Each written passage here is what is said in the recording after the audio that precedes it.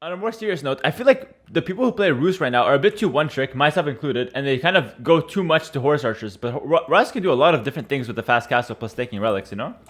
Yeah, that's what exactly what I was saying as well. Like, Yeah. they have so many good openings. Like professional scouts goes without saying. Like Yeah. that opening is like 2 villages on ships. Like that's just how you open.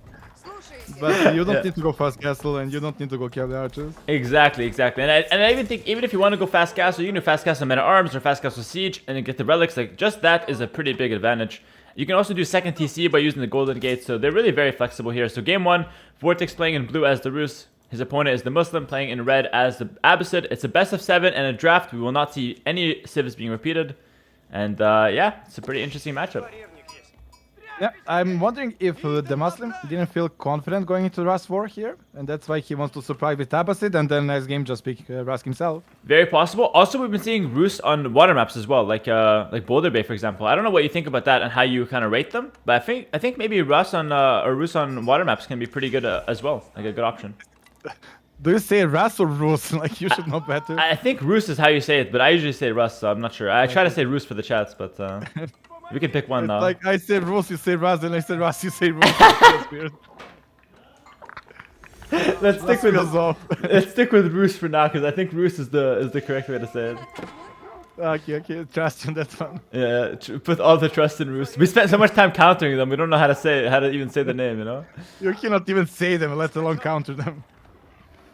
By the way, Vortix on the left-hand side. Actually, there's something I want to ask you. We saw some Rus players go with a scout at the start of the game from the TC. What do you think about that? Do you do that, or do you just go hunting cabin and scouts from there?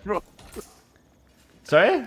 I don't play them. Okay. I did play a few games yesterday with them, and what they learned is it's a mass thing to get first scout.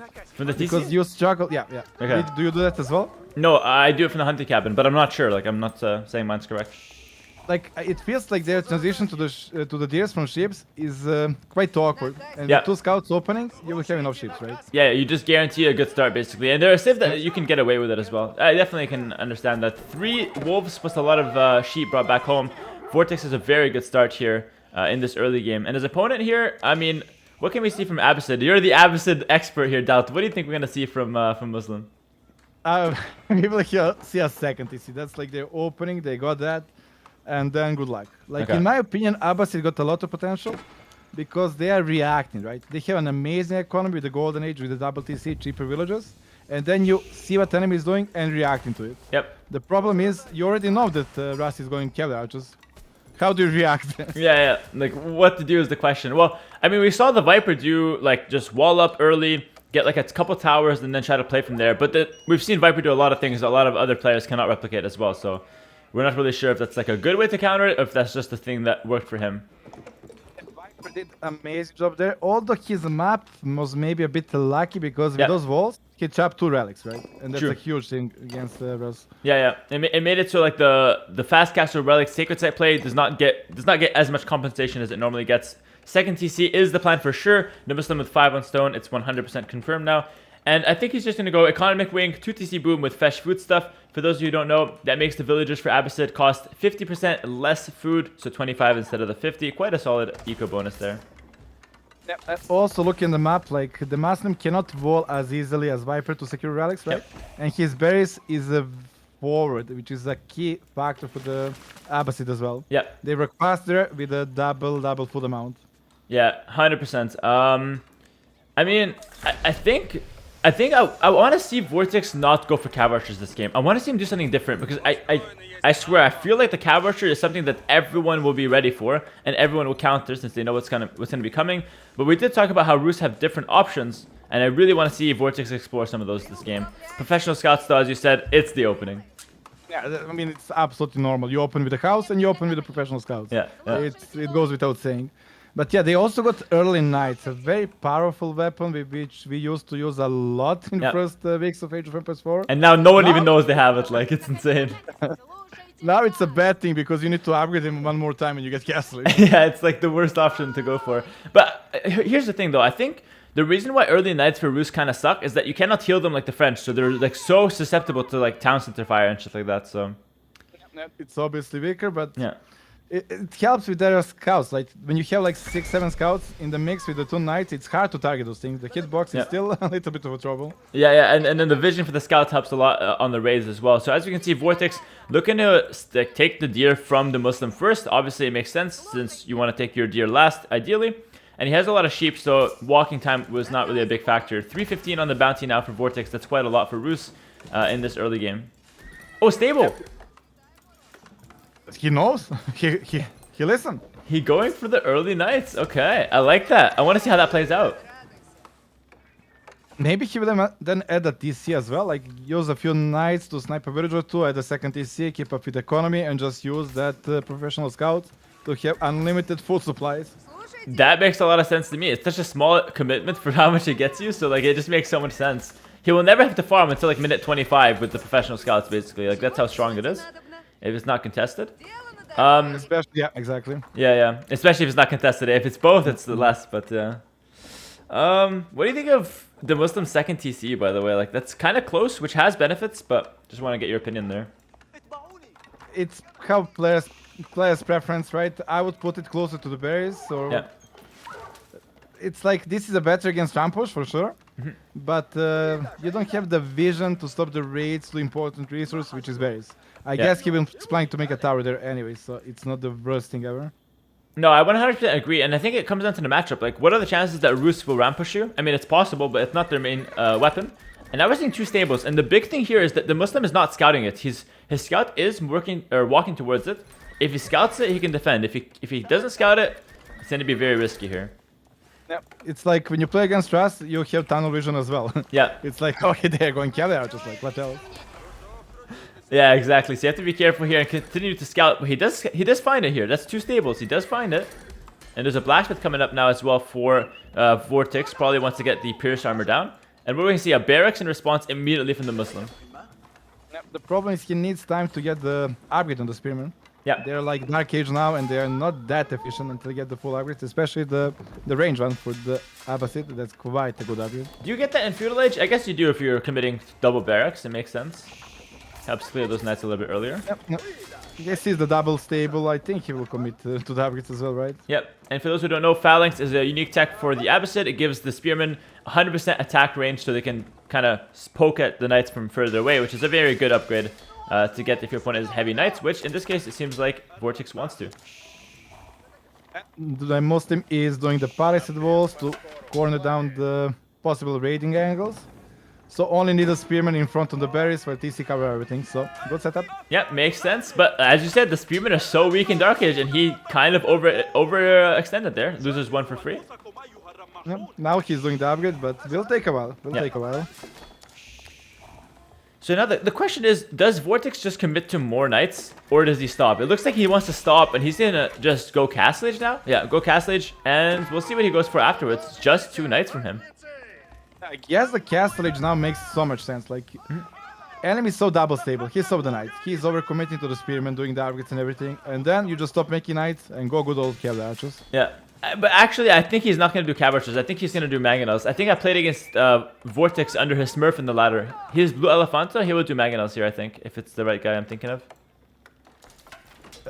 Not impossible, but Mangonels are not that great at killing buildings, right? Yeah, but it's like, basically, his plan was like he uses the knights to raid, and then the 3 Mangonels will one-shot any unit you make, basically, except Springald, which it's hard to get the Springald on 2TC, you know? Especially in Feudal Age, yeah. Yeah, exactly. exactly. So, I think that's kind of like the theory there. Obviously, he'll pick up the relics and do the standard Roost things as well. And yeah, this is the best of 7, guys. Game 1 of the best of 7. So you're missing absolutely nothing if you're watching right now. I'm absolutely agreeing with you because he's on the gold now. You're right. Yeah. Like, Rust never goes to make a mining camp until ever. But he's making ranges. Maybe we're both right? But he needs gold for the siege units. Only makes sense to me. Yeah, that's weird.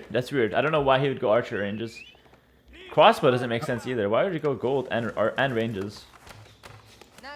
Maybe knights and cavalry archer mix makes somewhat sense. He went off the gold now though. Oh, that's weird. Yeah. I'm not sure. Maybe he just needed a bit extra for upgrades or something. Yep. Maybe we shouldn't read too much into it. It's just like a knight play and then now he's good. goes off it, and it looks like you were right after all. It's going to be 3 ranged Cav Archers. He's not going for the Mangonel approach. Listen, both are definitely solid, but Cav Archers are a bit more in the meta. I don't know if I like that though, because I feel like the Cav Archers are just going to get countered by the Siege and Archer transition from DeMusliM, who has a better eco right now. Like I said, I played Abbasid against Trust like 100 games. It's so hard to stop those Cavalry Archers. It's really is. Like they do a really good job sniping the Mangonel as well. Yeah, true. 20. True. And especially now, since he already has that 2-stable setup, what I think might happen is that he's going to go Cav Archers, and then later on, if there's a lot of Siege and Archers, you can easily mix in some Knights. And then, yeah, Knights get countered by Pikes, but they have the mobility advantage over them, so there's always something that could be done. More deer coming back though, so nice. Yeah, the best thing about Knights is the enemy need to have like at least 3 spearmen per 1 Knight, so he needs to read it and react before he sees it. Yep, So exactly. it's always nice to use those 2 stables as a potential tech switch. Yeah, and he already forced the Muslim into a ton of spearmen now, so it makes he played this exactly as someone who uses his brain constantly, you know, like he's constantly thinking of what to do and how to surprise his opponent here. The Muslim did a good job recovering so far, or holding so far, but now it's the big test versus the Cav Archers. He did play without the tower on that berries, thinking he only needs to deal against Knights with the spearmen, but not anymore, not anymore. That's a bad surprise right there. Like look at the berries. Like I guess he just runs away now. Like he already took most of them, but it's very messy. Tower now. Oof. He wants to protect the barrack because you cannot hide anywhere. Like production will go out and die. It's a must. Yeah, no, that makes sense. Yeah, secure the barrack, secure the front. Gives you vision as well. Towers are really good. His problem is he cannot get to the second base. Like having 2 bases as the Abbasid is absolutely must. Like it's such a huge food boost. It lasts for a long time. It's a must thing to have.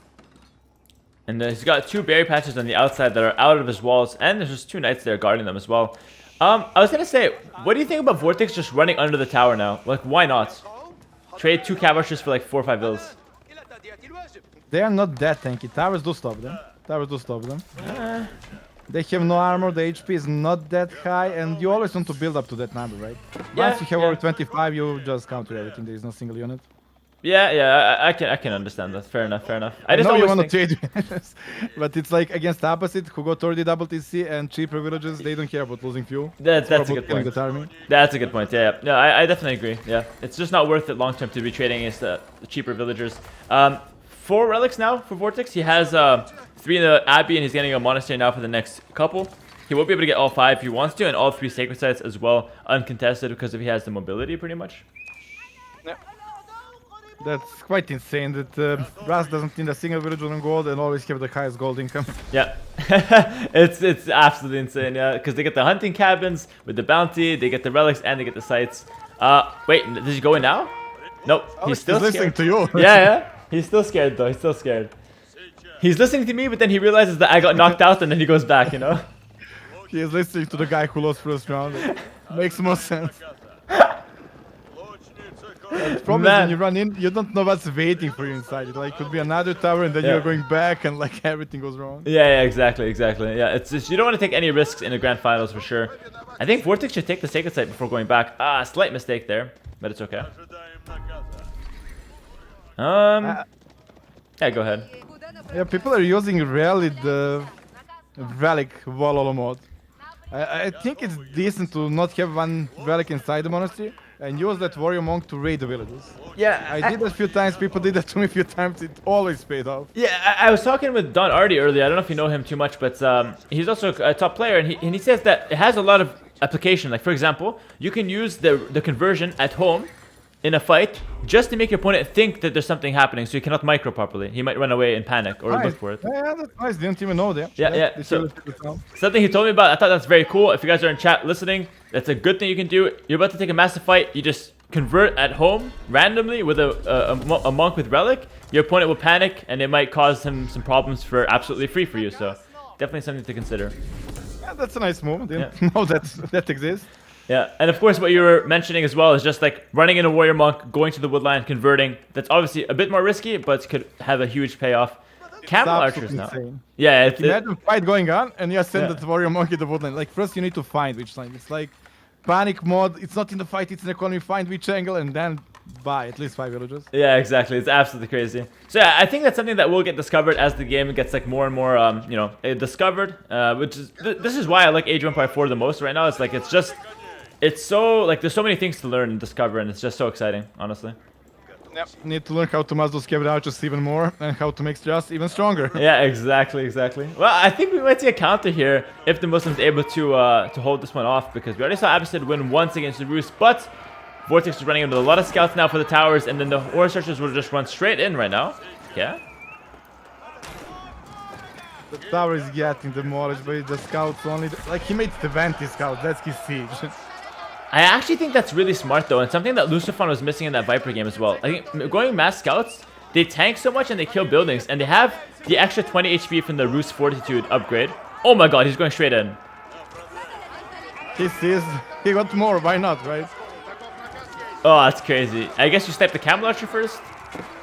Oh yeah, that should be a must thing to do, right? Yeah. The army size is just not even funny. Holy moly. Wait, what? That was underwhelming. It's just that easy, I guess? Like most of my Abbasid games. Yeah, and he's fighting under 2 TC and a tower, by the way. Like, but hold on, maybe this is not the worst for Muslim if you can survive after this, maybe. But well, yeah. problem is that Age of Empires 4 villages work a lot faster than Age of Empires 2. Yeah. And having like whole economy idle for 1 minute, it's like killing 20 units by itself. Yeah, and there's still that wood line. Yeah, this game's 100% over. There's like literally no chance. And during all this, 5 relics, 3 secret sites, Yeah. and the trade on the market with the extra benefits. So. I actually crashed, but I think that means that the game is over in 5 minutes, by the way. Well, guys, if you wanna look live game, the comeback is happening. The Magona shot. Oh god, oh god. Straight into those cavalry archers. I think the village count is almost equal. The population is 100 against 96, so equal game. Equal game. Abbasid are insane, I'm telling you. That I thought you were lying, but now I have your stream open, and apparently you were not lying. Also, What? nice picture, SteelSeries Prime Cup in the bar. So nobody sees the timer. I do my overlays myself, believe it or not. The GL logo in the corner to block the golden stone as well. I like it, thinking ahead. It's a fair point. Wait. Why did I put that there? Like, it's so stupid. Why nobody told me, guys? They always assumed you didn't have any golden stone. You're playing Abbasid. I mean, I don't know. Yeah, that was a bad position. And nobody complained. I kept streaming for like 4 hours. Why do you have to put the GL logo in? You took it off. Now some problems with the sponsor, guys. He doesn't have the logo. Oh, it's in the corner now. Shit. In the corner, it's fine. Oh man. It's fine. We are chilling. Yep. At least I keep the game running, so. That is true. I'm slacking in that department. I think it's just gonna end now though. If Vortix just runs in again with another mass, like I don't see how the Muslim can survive another one of those. 27 villages more. Like population is same. I think he only needs like a few siege units. Like if he can afford 2 Magonas, he can hold forever and ever. Man, Vortix has 2k4 gold and he has like no gold miners. The civ is so bonkers. Well, to be fair, he's not making gold units, but he's probably selling it constantly. Yeah, with the golden gates. Are you in the game or you're just looking what time working? Yeah, I'm looking at your stream right now. Okay. Why didn't you tell me that earlier? I can't play. I can't open it in the stream. That's why in the game. Sorry, it doesn't let me come back. Why did he go outside to extend like this? Actually decent. Abbasid, when they stabilize, and you know those camels, they're insane. Look at the cavalry archer damage, 11 when they're in range. Can you explain? Yeah, can you explain what the camel archers do actually? Because I don't know exactly, and a lot of viewers might not know. They have aura around them that all the cavalry units in the game do 25% less damage, including cavalry archers. So instead of 14, they had 11 attack, and then he just lost them. Yeah, exactly. So as long as you keep the camel archers alive, you get that kind of debuff going. But at this point, yeah, the camel archers die, and now everything else is about to die pretty much. Look at that food economy. It's like watching Nico play. Oh. 75 villagers in there. That's the vill lead right there. Wow, that's insane. Yeah. Wait, if he doesn't have wheelbarrow, it's a Nico. Where is the? Oh, okay, he got the wheelbarrow. At least. No Nikov today. I mean, he had a bit of transition to the stone as well. Usually I have 10 villagers on stone a bit earlier to have the castle and go to the Imperial Age and die then, but... Yeah. GG. GG called. Yeah. Well played. Well played. Well played to both players, honestly. I mean, listen, this means that DeMusliM will still have the roost for another game. So that's actually still a decent thing for him, but he is going to go down 1-0 for now. Did you sort out the logo issue? How do you know I have issues? You told me before you muted. Oh. Okay. How do you not have issues? I'm looking outside your window and I see everything you're doing. Like, I wouldn't be surprised. I knew you lost round 1 before anyone else did. I was no 5-minute delay for me. Oh man. Don't remind me of that. Way too soon, man. I'm sorry. I only do that because I also lost like I think kind of earlier than I wanted to, but it happens. It's like top 16 is now success for me. It's like top 500 is like let's go. I'm going up in the world. Well, think of it this way. At least now you have like the next tournament 100% gonna be better than this one. You know what I mean? Only if less people sign up. Like if it's 1,000, I'm dead. Guys, don't sign up for the next tournament. I need to finish top 500. Oh god. But like, are you practicing with the GL guys before the tournaments, or are you not having the best practice? We did not actually commit to any practice. I was just laddering. And probably I'm stubborn. I like hate playing Rust 4 and everybody is playing Rust. So if I want to play Rust, it will be mirror. And I'm just like, no, I don't enjoy that. Message me next time. Let's practice. I think that would be helpful. Yeah. For both of us. Yeah, I could actually use some because honestly, I feel like for me, I have like not the best strategy brain in game, but you kind of excel in strategy, and that kind of off meta thinking is really good for the long sets as well, because you cannot always play Rus and Mongols, so yeah, it could be interesting. Yeah, I'm playing mostly Mongols because it's like most fun games. It's always chaos, but yeah, everybody bans Mongols, and then I'm playing Abbasid. And I just can't believe you go from Mongols to Abbasid. Like, there's nothing in between, man. I could go Holy Roman Emperor, but that doesn't work too well.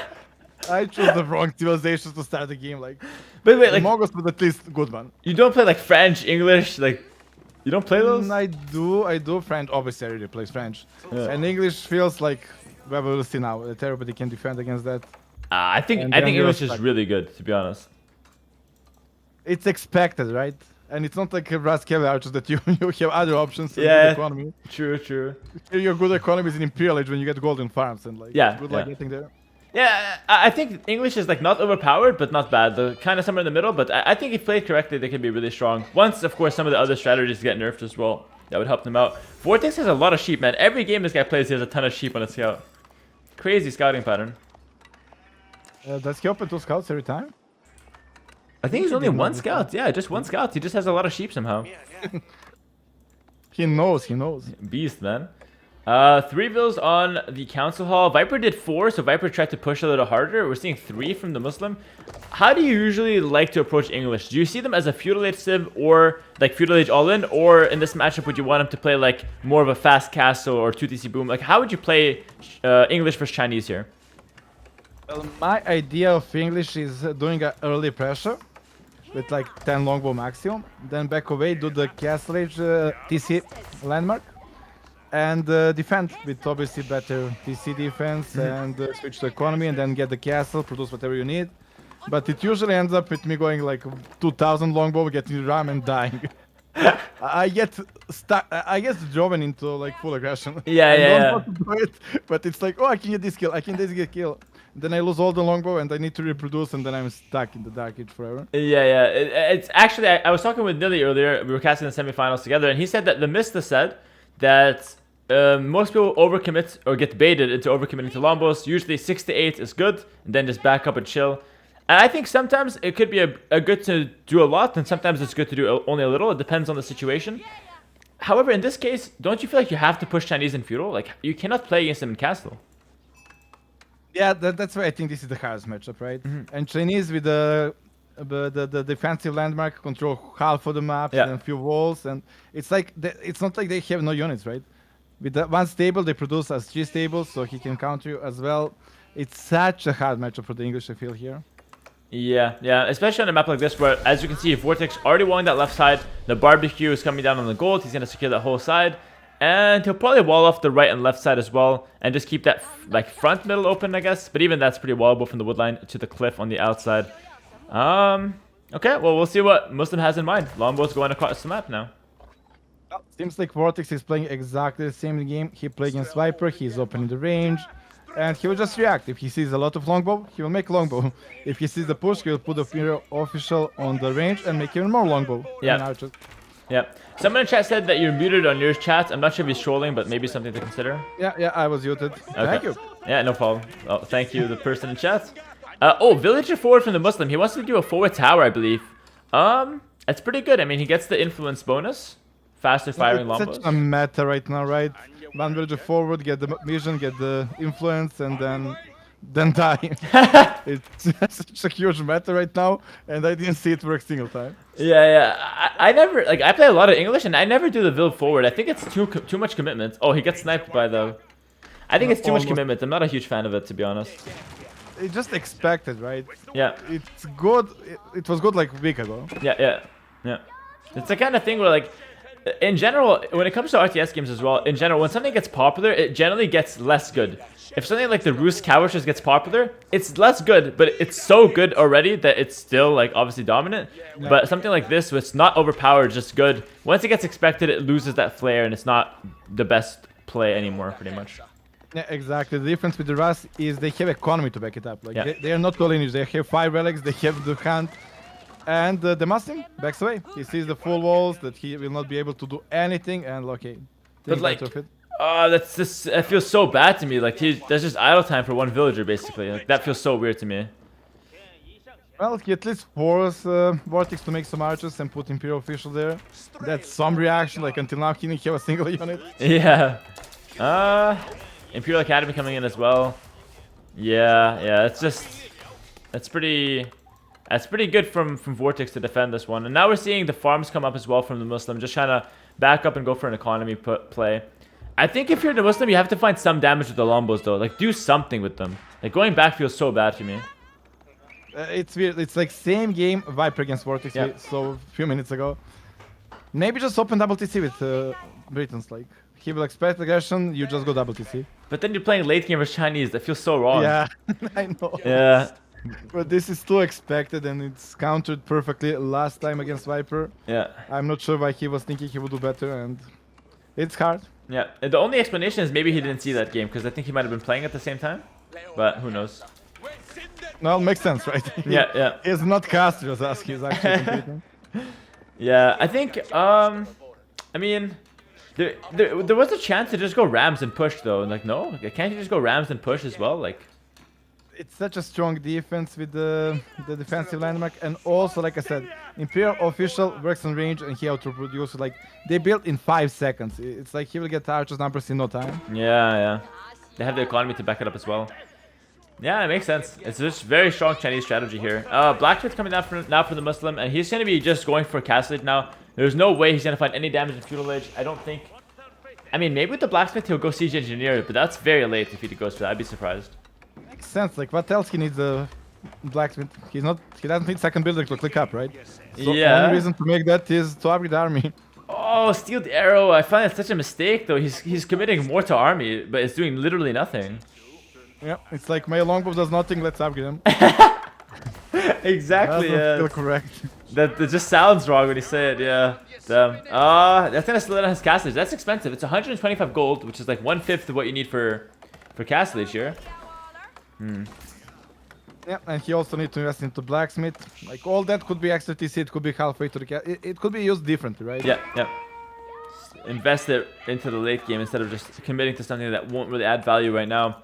Vortix, do you have a second town center? He looks like he's mining stone now. He's gonna get the second town center very soon. But for now, he's in the Song Dynasty, which makes his villas produce in 13 seconds instead of 20 seconds. So it's a pretty big boost there for him. Second TC on the way as well. Yeah, but like we said, if the game gets to Imperial Age, DeMusliM knows he cannot win. So Yeah. he is just like he is battling with himself right now. Like Yeah. every move he makes would be basically a wrong one. I don't know. I still think he needs to just push with longbows. Like I think he should have committed. Like look at the stone. You can hit the stone with the longbows from the walls. If he just committed to that play, like even if Vortix can master archers, longbows still better than archers. You know? Yeah, for sure. It's like he will trade inefficiently Vortix, but he'll have better economy to back it up. But at least force those fights. Like that's you have a castle age unit of longbow in feudal age. Yeah. That's how it is. You need to use it. Yeah. But actually, we're seeing Juganu coming out actually, and they're freaking insane. By the way, Juganu is actually crazy. I played against Vance and I still don't know how to beat them. Like I played them only once, like against Linok. He plays them a lot, and I don't know how to stop them. I think the only thing is actually siege. Like they beat literally everything. They kill men at arms, they kill knights in low mass, and they actually do fine against archers as well. It's pretty crazy. I was making men at arms, and it was like hit and run. Yep. Same speed and goodbye. Yeah. Vortix is going for an interesting play, by the way. He's going left side, archers sneak around the side, but DeMusliM is also doing the same thing at the same time, which is really random. So That's such a random battle. the battle that should never happen, like literally. This is like nearly playing. It's like you see the upgrade is paying off. Like now he All thinks. calculated. Yeah. Now the upgrade's getting a lot of value, and it should have gotten no value. Wow. That's crazy. Why was DeMusliM even looking there, man? That's crazy. I guess he's finding the angles to attack. Yeah. But now he more did the walls. siege engineer as well. Maybe he was planning to make rams from that side. Oh, he made that? Okay. Yeah, maybe some rams. Oh, what about a siege tower, actually? Have you ever used those? It doesn't work on Palisade wall. I used it once thinking they will cross the wall and I got stuck on the wall. I was like, let's go in the Black Forest, I surprise you. So they only work for stone walls. Okay, makes sense. Damn. Okay, I think, yeah, we're seeing the ram now come down. So, Castle Age push from the Muslim with some rams and longbows. Meanwhile, Vortix is still in the Feudal Age, but he's going to be up to the next age very soon as well. And he's going to go with the Clockwork Tower as the landmark, which lets him get siege out really fast with extra HP as well. So, it's just the perfect combination for that one. Villager count, it's, do I see correct, 20? No, only 10 villagers ahead, okay? Only. Only. And it's only going to get more and more far apart from this point. Unless the Muslim ups with the town center, which he is doing. I'm not sure if that's the correct choice, though. I think maybe the white tower is better because you're going to have less eco anyway. Just go for a push, no? Viper did the tower one. It didn't pay off. Yeah. So maybe do this push, kill as many villagers as you can, and boom at home. Like you still have a good farming economy to back it up as the Britons. So he just needs to kill like 10 villagers here, and then he can be okay-ish. Yeah, that's a good point. Maybe do a little bit of both, like push a little bit and also boom a little bit. If you get some damage, he'll be in a good position. But he probably won't end the game with this push. Like it's not that strong. I want to see what Vortix does in response now. He's gonna get the clock tower up, so they're gonna age up at the same time. I think Juganu probably is the only thing he will go for. He doesn't have resources banked for anything right now. Let's take a look at Vortix. Yeah, he's pretty. Back. Palace guards maybe? Nah, I don't like that. I feel like 1-2 Springald first or like a Meganon, no? Well, the nest of beasts would be decent, right? Yeah. Especially with villagers repairing around. But yeah, he went for the. Well, as again, like Imperial official, that's like 10 barracks. So Yeah, that's true. in time. And so how fast do they make? Normally 22 seconds, but the Imperial official is on the mill right now. So if the Imperial official goes on the barracks, I think that goes down to like 7 seconds. Holy moly! Wow. Quite fast. It's like what? Yeah. 7 seconds there. Holy moly. Okay, so Palace Guard gonna be the composition for Vortix to try to counter this one. It's just longbows now from the Muslim, who has 1 Pierce Armor, expecting bows as the answer for Vortix, but it's gonna be Palace Guards in fact. And there's actually barracks coming down for the Muslim. He's gonna go men at arms maybe at home or from home. He cannot continue longbow anymore, right? Yep. He needs to tech switch, and that's a good tech switch. Yep. The English men problem at is arms are very economy strong. with him. Yep.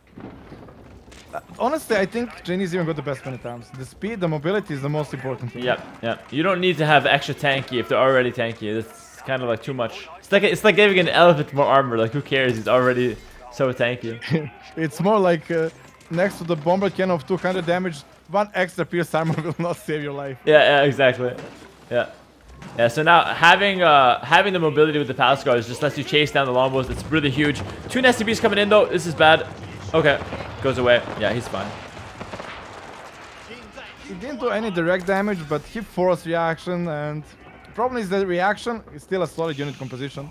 It's not like he made a useless scrim that he will not use ever again, but this army will just keep getting stronger and deadlier. Don't you miss that the rams are not such a meta? I would love if Imperial Age is like 20 rams all over the place, killing buildings. I mean, I think that I'd rather have ram meta in late game, like if there's an upgrade for them or something like that, over the bombard meta, because I feel like it's much more interesting to have the siege have to commit rather than just like from the back. Exactly. Yeah, or maybe a mix of both. So the rams are gonna go back now, which is really interesting. So he's gonna kind of give up on that attack, which obviously he has to. But did DeMusliM do any damage there, or is that just like not enough? Like, I don't think he killed the village. He forced the army, but yeah, he didn't force any other villager, right? And 58 villagers against 76, so it's not just looking too hot. It's just a massive advantage for Chinese, who already have the best late game anyways. Okay, it's going to be barracks now for DeMusliM, and he's going to be going for men at arms, as we talked about. He's got 4 barracks. He also has a siege workshop, and he's making another range. So it's going to be longbow, men at arms, siege. Does that have any chance to crack the Chinese base here? Well, that's basically the same unit composition. Like instead of longbow, it's Shukunus, men at arms same, and instead of the Magon, it's beast, right? Yeah. It's the same unit composition, just not the same economy behind. Yeah, and even the palace guards, like you said, are arguably better in this case anyways for Vortix. So, yeah, it should be pretty interesting there. Yeah, looking tough. And like last time, Vortix was in such a winning position, and he didn't want to move out. He's like, I know I'm in Imperial Age, I'm not moving my army and risking losing it. Yeah. Feels like he's not trying to move out anytime soon here either. Yeah, just mass springles and wait for the push to come. It's so much easier to play defense in this game than to play offense. So if you know you win late game, you know you have better economy, just wait. No reason to push out. That being said, he is pushing out though. Interesting. And without the scout in front to have any info, so that's kind of blind going out. Okay, 1 unit dies. At least he knows now. I think he saw the men at arms there. I think he did, right? Well, looks better army for the Muslim here. But you have to push into the Barbican always. Like, that's so weird. Like, and he just back off. Like, are traps even an option? Like, nah, it's too slow. Like, they just die to springles and they're too slow. It's never really good. It feels like there is no way to push siege here. Like with the rams, they will get sniped by the springles or villages even. Don't see him pushing out anytime soon. Yeah, so let's see. There's gonna be a ram coming in. Okay. Like normally on those campy maps, you go for the second side and you force enemy to go out. Yeah. And why is it that we didn't see either or neither DeMusliM nor Viper go for sacred sites fast? Why not? When you see those second sites in the corner, you're like, oh god, it's a long way. Yeah. I cannot, like middle one I can take, but those sides. Yeah, the side ones are too far. Okay, fair enough. Yeah, fair enough. Magnet's going forward now. A Tau is coming up to give the network of castle bonus here. Big fights coming in. I think Vortix needs to have a solid defense. He has a better army, but only if he can defend properly. Gold on the front is susceptible to raids. It's now or never for the Muslim. Yep. The Manhatans went too far away. And he's not even hitting the castle. Yeah. It's 5,000 HP. I mean, it will be a long until he kills it. And the thing is, Vortix can actually garrison 10 units in that castle, in the Barbican, if he wants to get a bit more damage output. But he's choosing not to for the time being, and he's just going to focus down the rams with the spring guards. And STBs in the back are doing quite a lot of damage to the front line as well now. And the Muslim has to find a good way into this base, or else he's going to have a hard time taking a good fight. Let's see. Well, the mid shield is a lot stronger for the Muslim. Yep. Like, if you find a way to kill the siege units, he's in a solid spot. But how? Okay. Yeah. No, one down. He lost all his spring guards, by the way, in that fight. All his spring guards died, and all his magnets, excuse me. And now Vortix still has his bees in the back. Yeah. And he killed one Springles. Yeah. Rams are going in, but they're like kind of useless now. The Barbican is still doing damage. Springles dealing with the Rams. Bees doing all the damage. And yeah, it's just too strong, man. Too strong. It's like that army composition will be better in the middle of map, and now you're even pushing the castle. It's really hard. Okay, but hold on. Vortix 125 pop, and he's floating a lot of wood. DeMusliM is at 105 pop, but his economy is much more balanced. Do you think that maybe English can actually have another chance here? When I see the villager number, it's solid actually. It's getting closer, and the English armies works faster. So maybe economy-wise, income-wise, they're about even, right? Yep. Income per minute, food is better for the Muslim. Yeah, the one thing I'd be scared of on this map right now is like letting Chinese survive to Imp. So I think what the Muslim should try to do is just do the same thing he did and do it again and try to aim for better fights. And maybe if you can push on the top side as well, now that Vortix is walling there, if you can push there, break a wall and push on two sides, it can be pretty good. Just to stop the siege from killing all his units. That's the whole farming space. That's the push place for sure. If he recognizes that there is no defense behind and only economy, that will be his chance. That's for sure. Yep. There's also that gold that Vortix is relying on, by the way, in the front. That's the only gold he has. So Muslim has a good chance here. He just needs to play it really smart. Yeah, you're actually right. The extra gold is outside. Like, if the Muslim sends the villager to wall the whole map to the Vortix, so he cannot get out. Take the extra goals on the sides. Not too bad spot. Not too bad spot. Yeah. It's super interesting. Like what Dad's saying is, guys, stonewall here, stonewall there, and then boom, there's no gold for Vortix all of a sudden. It's so hard to recognize that when you're playing, right? It's so hard to recognize that. Yeah. It's not the meta. It's not something you normally do, and you just want to focus your push, and you also feel like you're behind. Yeah. Yeah, and they don't see the score even, so they don't see the bill count, the score, nothing. So, yeah, they don't know what's really happening here. Yeah, the villager count is closing down. It's only like 10 villagers difference, and Britain's villagers are more efficient on the farms, and that's now becoming the main economy. Yep. So combine all that, like does the Muslim have at least some relics or something? He doesn't. Like that would be like, imagine with relics in a couple sites, like I would say he's ahead if like, economy wise.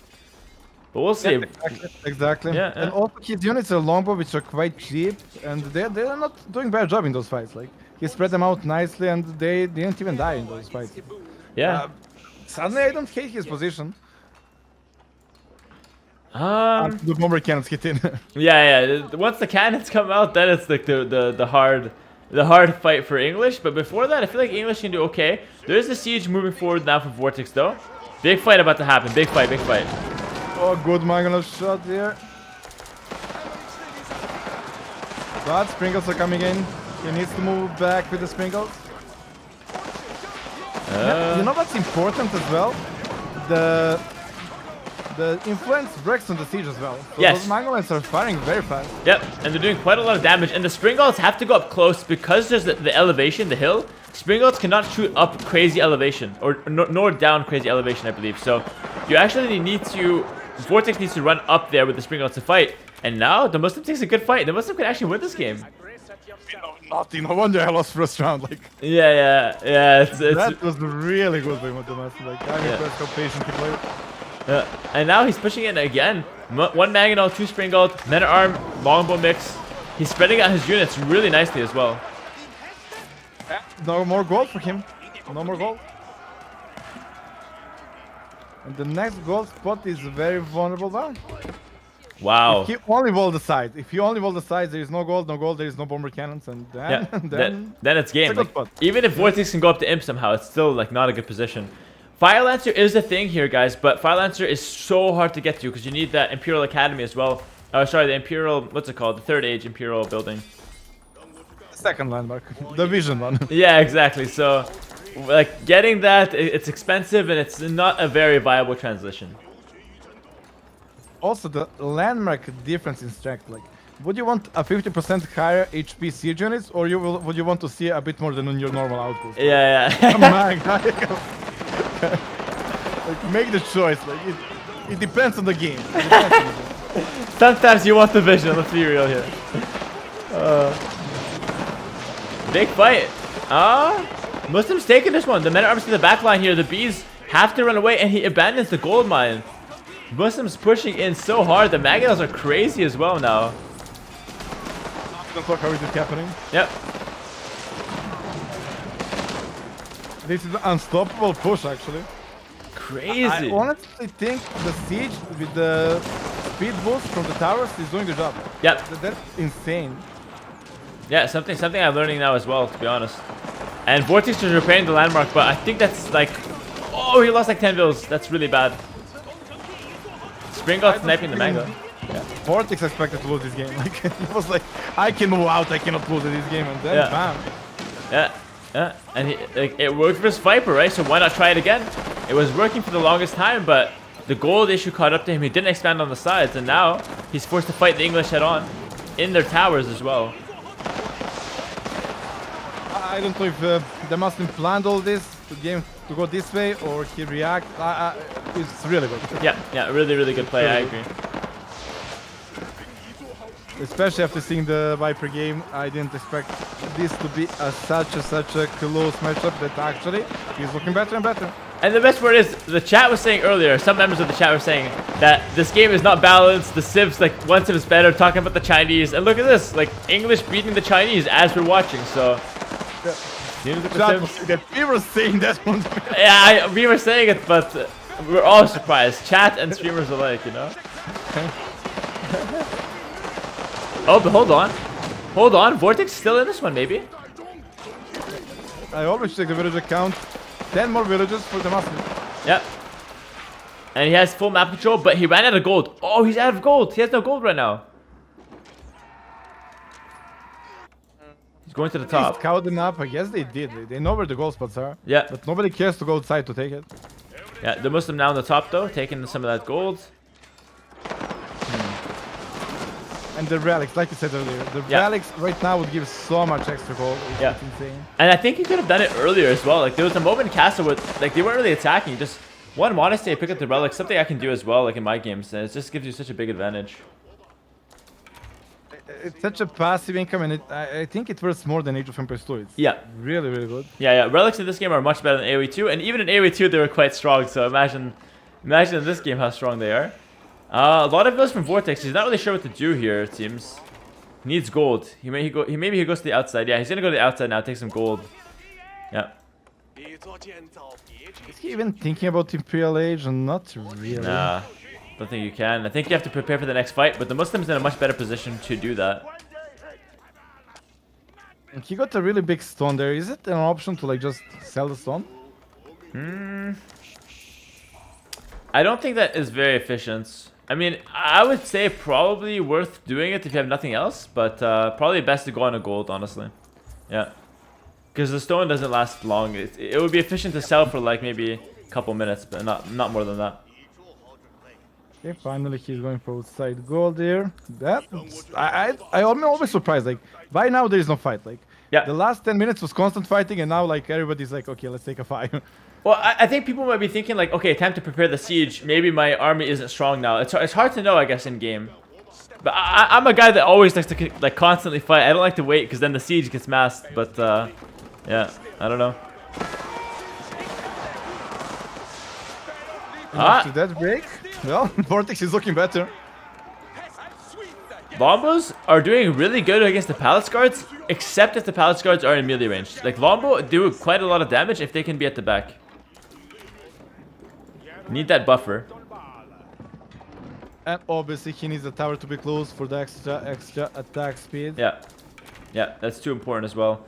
Okay, we're seeing on the left-hand side now. The Muslim's moving in with some men-at-arms, and he's going to go straight for the Vortix's gold, but Vortix has been walling it off. Oh, that could be really bad. Vortix needs some defense there. Maybe stone walls even, somehow. It'll be in time. It's Chinese faster. It's in time. It's in time, yeah, he's good. Damn. Just slightly faster movement here. Like, if he came up with this idea 5 seconds earlier. He like kills all the gold, yeah, instantly. Big fight on the front though. Palace Guard number is getting out of hand here. Yeah. You need Magnos versus that, I think. The only way. But the Magnos got sniped from the spring all really fast. Yeah, I think he was doing fine in those fights, mostly because of those 2-3 mangonels with the extra speed. Yeah. Now when he doesn't have them, he's kind of getting destroyed. Wow. Maybe we got too excited for English here. Vortix pushing back. On the left-hand side, though, he did lose the gold. He ran back his villagers, but he did give up that gold. Still has that gold on the right, though, so he's still doing okay here. Vortix pushing back. Vill count 104 for Vortix, 170 pop. 170 pop, 124 vills for DeMusliM. So pretty competitive still. You're like, Cha doesn't know the Chinese are not good. And now Chinese are winning the game. It's back and forth, man. Holy moly. Yeah, I honestly think the mangonel, losing the mangonel in the mix was the game turning for me. Yeah. Wow, what a game, man. I feel like this is GG though. I feel like this is finally GG here.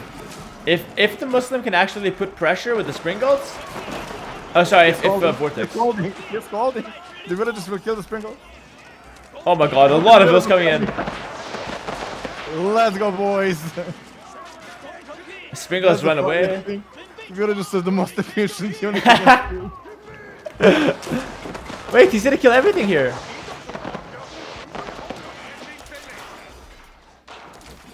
Wait, Defending the boys. is that good for DeMusliM or what? Let's see the villager I think that's pretty good actually. Wait, what? Well, he's my current 10 villagers, so why not? That was actually perfect. He killed the siege, now he can attack, and Vortix is on the back foot. Oh, look where Vortix is farming. Oh my god, I called this game like 5 times. How is this possible? I called this game 5 times. We were wrong every time. I don't know. I guess the game is different. Like in Age of Empires 2, when you're pressuring the enemy, that's it, right? Like, Yeah. Comeback is hard. Now here, you lose the fight, you lose your key unit siege, and then suddenly you have nothing to back off. Yeah. Like siege seems to be what decides the fight. All right, another big fight here though. Now the men-at-arms can snipe the siege. There's not enough to hit the longbows. There's crossbows mixed in as well. That's a pretty big deal versus the palace guards. Oh my god, I can't believe this. He needs to send the villagers to kill the siege, like from send the villagers. Yeah, just send everything at this point. I think the Muslim, if he kills this part, he denies a lot of the farms. Wow. He denies all the economy actually. Yeah, That's it. And I'm surprised nobody's taking stone, like not a single cast has been dropped. Wow, GG. Oh my. Yo, GG, well played to the Muslim. Holy moly. Explain. I cannot. I called the game 5 times. All 5 I was wrong. All 5. How? Like, why was the fights going back at some point when you're like absolutely destroying? Like, you win the major fight, enemy got reinforcement units, which are like twice of the size, and then he wins back. Like, Yeah. How? Yeah. It's a thing. And the villager pull seems like a really good tool as well when your opponent overcommits. It's pretty crazy. But yeah, it seems like the biggest takeaway from this game was the Britain bonus on the siege with the tower. That's just huge, right?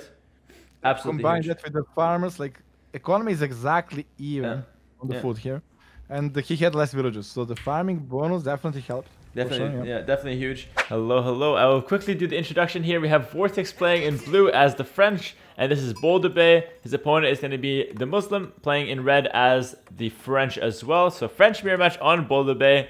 Doubt, what do you think? That's a classic, right? Yeah. Since we ever see the first Hulk hitting the water, it has been the French War.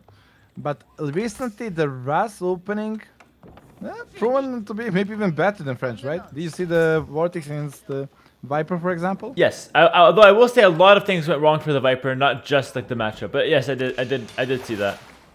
Yeah, the timing attack they get there with the fish ships and forming into galleys is quite solid one. Yep, I do agree, and I think like the thing about the Rus is that they have amazing like land economy as well, because they get like all the gold from the hunt, and then they also just can transition to horse archers. They can transition into farms with like good bounty if like in the late game. So they're just really good in general in late game. So even if the early game doesn't end the game for Rus, even if it gets them a small advantage, they still have a great late game. But in this case with the French mirror, it's going to come down probably to just execution. Like who can do the Hulk dance a bit better, right? That depends what the players decide to go for. Yep. Like you always have that stable landmark, and you can always make a knight or two. Like it seems like in Age of Empires 2, if you're committing to water, you don't have enough villagers to send to palisade the map as well. Yeah. So it can surprise you.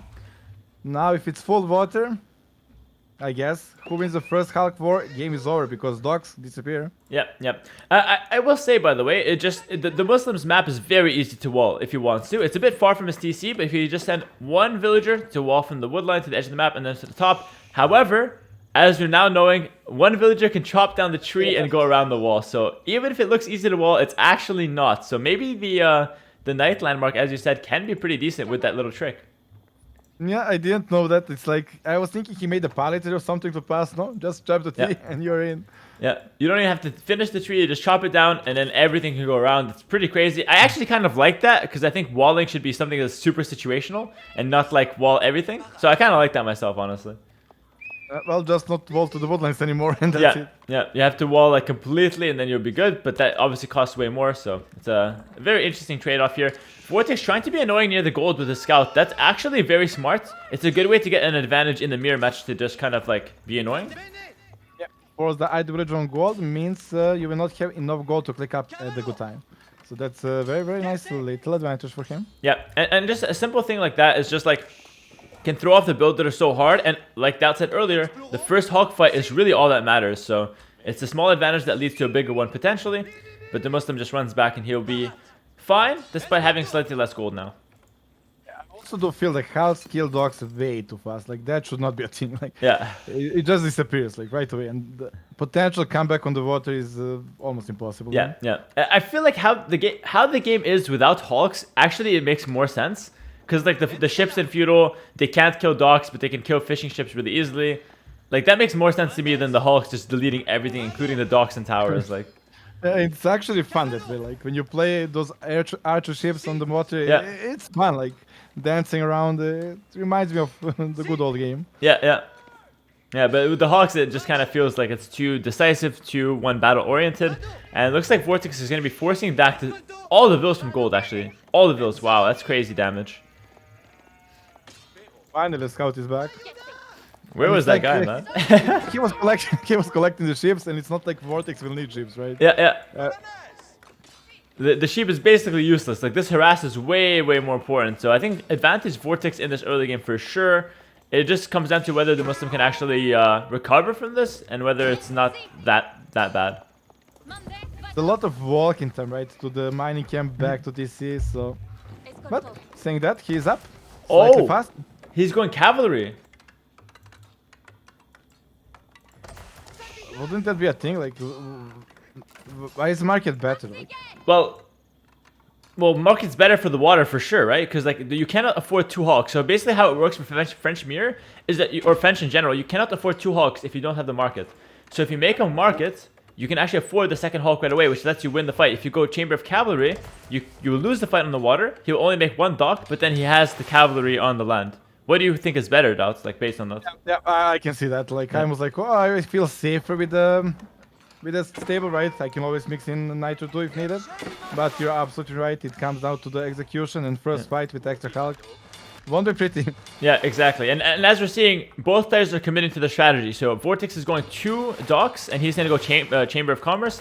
And his opponent here is just DeMusliM. He is going 1 dock only and going for the cavalry. So he's completely giving up on the water. He knows that. He'll probably make just 1 Hulk and then go straight to land. I don't know if that's going to work, but it's definitely his idea that he's going to be going with. Maybe he doesn't know the water method, and like I didn't know. Yeah. Water map, there's something usually people try to avoid playing for some reason. Yeah, well, for some reason, we know the reason. Water meta is a lot more boring than land meta, that's for sure. I don't know, I think the 1 Hulk, maybe he can just snipe the fish boats and then he can go for straight, like, aggression. He's going Horseman, actually, not Knights, interesting. And it's going 1 Hulk and the extra speed technology for his galley, so slightly different approach. Interesting, yeah. So he wants a speed upgrade really fast. Okay, fair enough. I mean, I will say, I don't think Vortix scouted the Chamber of Cavalry. He didn't. So Vortix actually doesn't know what DeMusliM's going to be going for. And the Horseman might come at a big surprise here. The Horseman will snipe the scout of Vortix most likely. It runs faster. And now we're seeing the second dock from DeMusliM, but I don't know if he can afford that now. Like what Vortix is doing. He forced so much reaction with that stable. Like 4 villages, forced to wall the whole map. That's a small victory by itself. I actually fully agree with that. And these walls suck because you can just send a villager and like chop around, no? Like He knows that he did it first. these walls are bad. The wood doesn't actually keep you safe if your opponent sends a vill forward. Yeah, I think Vortix may be overreacting here. Wait, what's happening with this dog? Okay, he's not building. He Yeah. canceled dog. Yeah. I'm not sure what happened there, honestly. I was watching that as well. Oh, I think to produce a Hulk maybe or something like that. Yeah. Good little dance. One ship goes down. And only now the speed is coming in from the Muslim. He's even making the back at home. Like, he is really scared of the landing. Wow. That's too much, man. That's way too much commitment, I feel like. Yeah. Feels like he's very overconfident that he's a better player and he doesn't want to take a single risk. Same in like that Chinese English game. He's like, Yeah. we play standard and I win. Something like you. Except I don't think about... if anything, I take more risks, no? Except you don't think you will win. Yeah, that's the only difference. I think I'm a better mechanical player, but my strategy lacks a lot. Vortix is actually kind of losing the water now. Well, he's not losing per se, but he's not winning the water. He's going for fish snipes more so than any kind of aggression. Well, that's paying off, I guess. Yep, yep. He will have the second Haldigan time to defend, and he is faster with the target, so he can always maneuver around. Yeah, I think at this point the Muslim has it though. He did get it afterwards, so they both have the speed upgrade.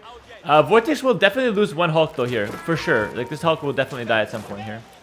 So expensive. Like, losing the Hulk is like losing Imperial Age. Yeah, it's so costly on the water here.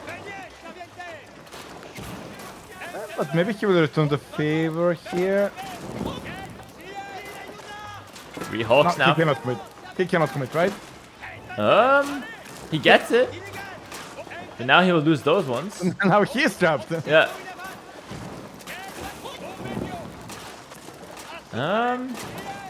Wow. Could be one left. Oh. If it's two left, that's insane. Okay. Okay. That's actually fine for Vortix, yeah. That's okay. Like one hit away and 2 Hulks surviving, repairing them, and the game is basically over. Then the water actually goes to the Muslim. And the Muslims putting some pressure now with just 1 horseman and 2 scouts. So all this investment that Vortix did, like literally only 1 horseman was made. Like literally. It's so good for the Muslim. Told you the stable is the way. Yep. Yeah. I mean, what do I know, bro? I called the last game 5 times wrong. I'm calling this wrong now as well. But we'll The see. last game, I still don't understand how he managed to come back there. I feel like there must have been some mistakes from Vortix that we didn't really see, though. Like, something went wrong somehow. You just get like 20 villages sooner than English. Like, that's victory for me. Yeah. Maybe the farms of English are just really good. Who knows? Could be.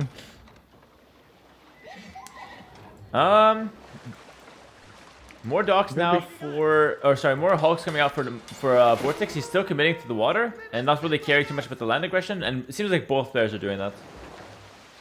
The thing I never understand when I watch StarCraft 2 players, economy upgrades.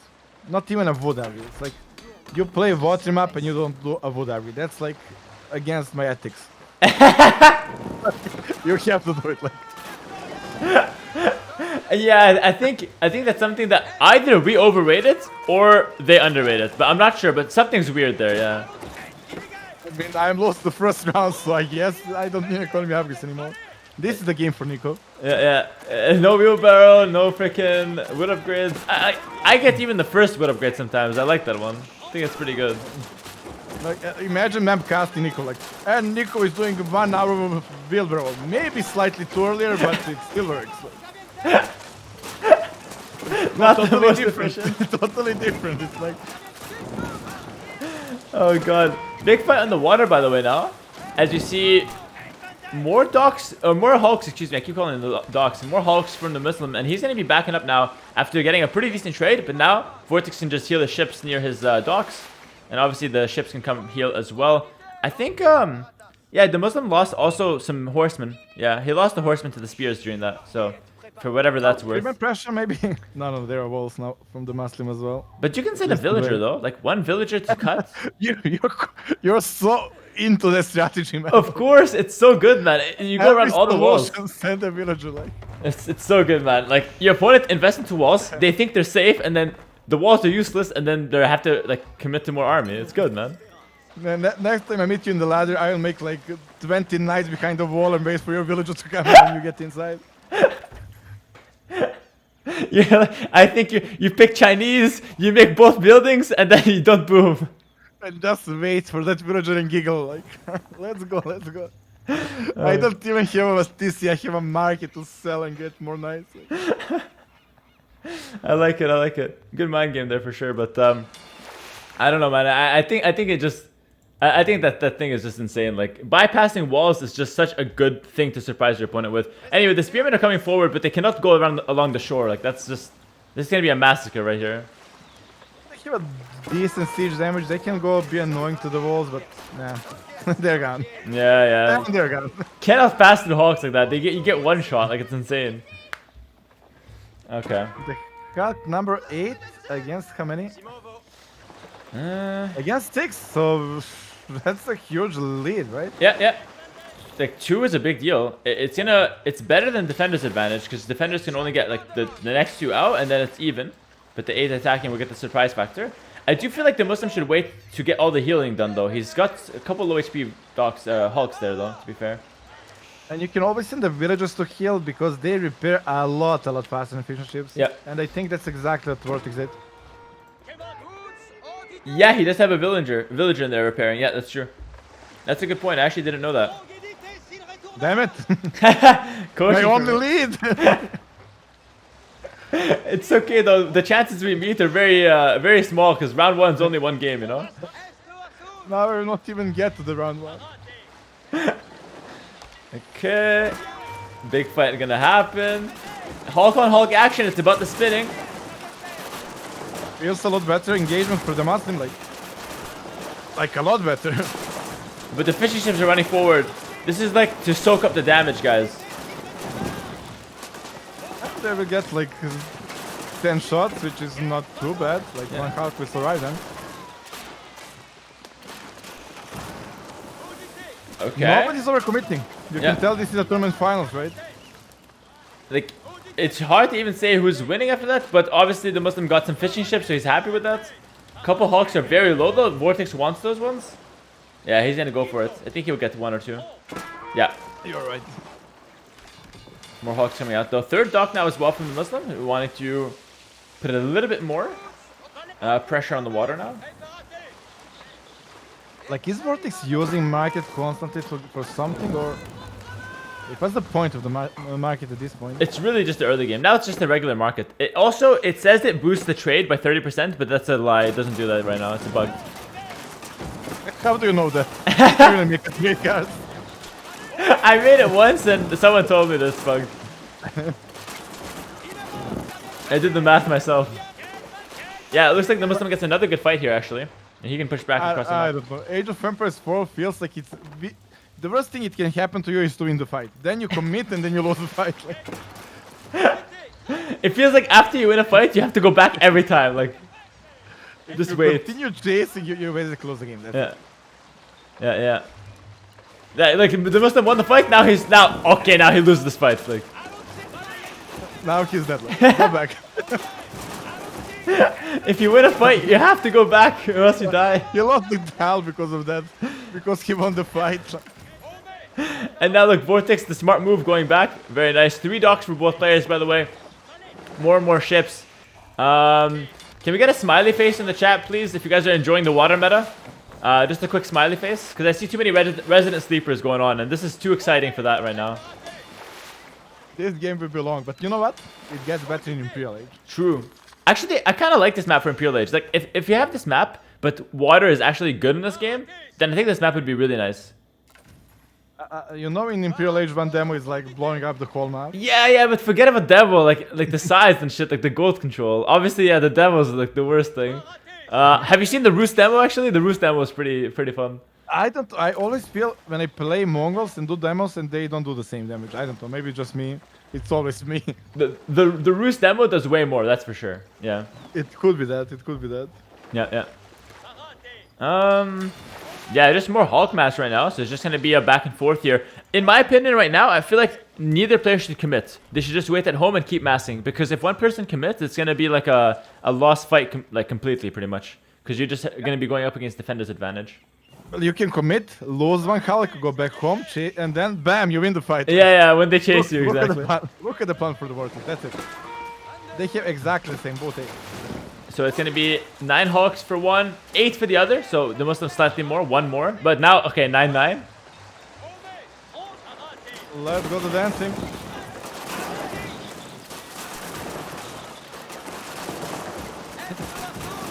How do you commentate this, man? They can do this for days. Oh my god, a sick play for the Muslim. He turned around. That was amazing. Wow. Oh, he won that fight. How? Totally out-microed. Like, it just because you don't control where Hulk hit, it just randomly his arrows hit the right one. Yeah, exactly. So like what we see right now, the Muslim has like 4 weak ships, but Vortix has 4 fresh ships. So the Muslim shot at the same target basically, and that's completely random. Well, random at your level, but yeah. I mean, I'm yet to see you do something with the Hawks that I've not seen from others. I'm just checking for the wood upgrade, and there is still not one. Imagine if you learned how to play the rest of the game. Like you get wood upgrade, you play like even the rest of the game, and then you have like 500 more wood, 1,000 more wood now. Like it's even French. It's cheaper. Come on, like, do it. It costs nothing for French. Oh god, just get it, bro. Actually, I want to ask you, like, forget about water for a second. What eco upgrades do you get in like a regular Arabia game with like, let's say French or something? Oh, I go all upgrade. I'm stupid, I guess. Like when I get economy upgrade, I get happy. Like okay, just now I need to hold. Meanwhile, your opponent is like 3 TC Chinese, no upgrades, but has the TCs, you know? I don't understand the logic with economy upgrades here. But honestly, I think wheelbarrow is a huge economy. I think it's the best one, yeah, by far. And it's also the cheapest, most affordable. Like gold is very easy to get early, usually. And you know what's happening right now? What? The Muslim is getting wood upgrade. Ooh. And gold upgrade. And gold upgrade. He's listening. He just has to wait now. He just has to wait. And please get another mining camp there. It costs 25 wood. I swear, you see this and then it's like they're in the finals and we're not. Like, I make the second mining camp there every time. That makes like 3 mining camps here. With the French, I would make you in a 4. Right? Yeah. It's insane, man. God. And he doesn't have wheelbarrow either, which is natural because he doesn't have a mill in a water game. We'll let that slide, but yeah, he should definitely get more efficient economy. He should focus on that a little bit. Hulks for Vortix. He has like how many? Let's go check. He split them around. I don't like that though. I think that's bad, eh? I don't understand that formation. Yeah. It's first time I see that ever. Oh, he will lose a dock here for free. Yeah, for free he'll lose a dock. Yep. Okay. And now the Muslim has 13 versus Vortix having 12. So 1 extra for red. Make that 2 extra as 1 more joins the battle. Yeah, the Muslim will for sure win this fight, for sure.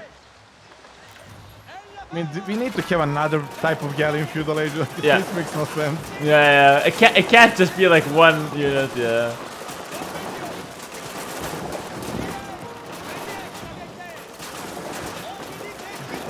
Cast it. There's nothing to say. I'm waiting for you, man.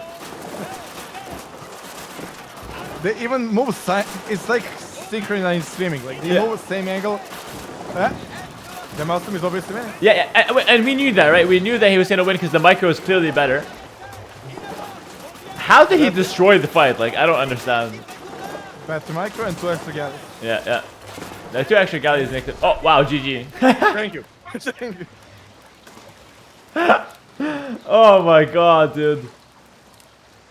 Oh my god. I mean, thank you. Thank you. Get us out. Let me see the economy trying here. to land. Vortix had 1,000 more foods, 1,000 more woods, and he did the wood upgrade. And he got less wood. Wait, can we do the math here? Wood upgrade gives 15% faster. He had 15k wood. So if that was 10%, that's 1,500 wood. If it's 10%, it's 15%. so it's quite good. Yeah, it's definitely worth taking. it. Yeah, it's definitely worth getting. What's your big announcement? Well, I cannot tell you now. That's the reason it's an announcement. Mute and then tell me. You know, no. You're gonna have to watch my stream, man. Type it. Type it. Okay. I don't know. What was the point of you telling me that? It's like I watch you in my stream in a couple hours after the grand finals. You could win a headset, by the way. I'm doing a SteelSeries giveaway now that you've asked. So you can win a headset and you see the announcement if you come to my stream in like 2 hours. after then the I grand can even finals. listen to your announcement with your new headset. Exactly, because it appears in your house if you win. Yeah, for sure. Okay, so both players will go for Doc right away with Delhi, but actually Vortix is making second scout. That's a really smart move, and DeMusliM is not doing it. So he might actually get his Doc denied here if he's not careful. Yeah, time for the cancellation. Torch damage sword. Torch damage sword. Oh, he has to fight the scout though.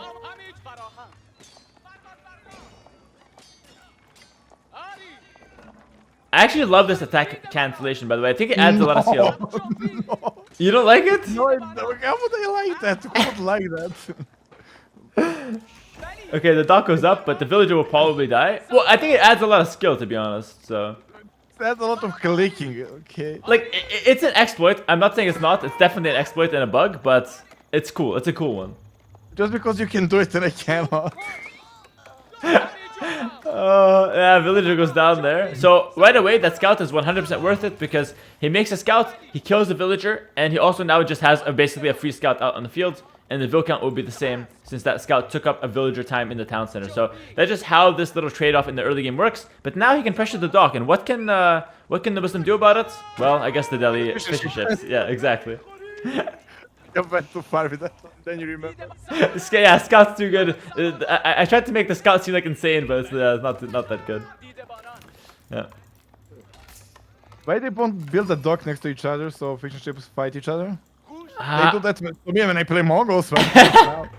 I think when it's Delhi, you just like give it up. Yeah, it just cancels stuff out, so you don't even want to fight. You just chill. But like, what's the skill then? Like, what decides the victory? The Doc healing, basically. Yeah. So like, let's say if they build a Doc next to each other, then it's just Doc healing versus Doc healing. You have to constantly micro, but if it's you cannot attack Delhi basically because then they will have Doc healing and they will kill you. As soon as one person gets enough fishing ships to out-heal the dog, he wins. Well, like they're gonna have the same amount of fishing ships. So you're never gonna have an advantage, right? So you can never attack. That's the whole point. He needs to win. Somebody needs to win. Yeah, but the defender will win if he's. Oh, who is the defender? We have dogs to each other. Like, who is the defender? We'll see how it goes. I think they will never fight. I think they will never fight. Yeah. Okay. I mean, I never played Delhi, so you will have to walk us through here. well, okay. I absolutely their attack being so slow. It's like so annoying. It's free though, man. You pay nothing. Annoying still. Yeah, it sucks. And now they do economy aggregates. Look at them. Now when it costs nothing, they're even doing the lumberman. Okay, so how Delhi works, like basically, there's a lot of bugs that Delhi has right now. So like Delhi is actually not really like properly a civ right now. However, they still get all the text for free. It just had to take incredibly long for it to happen. So the best units to make in this matchup is men at arms and knights because they don't need a lot of upgrades to be made, and they don't need a lot of upgrades to be strong. So that's like the main thing you need to know about this matchup. Like, what do you mean bug? Like, you still get the upgrades for free.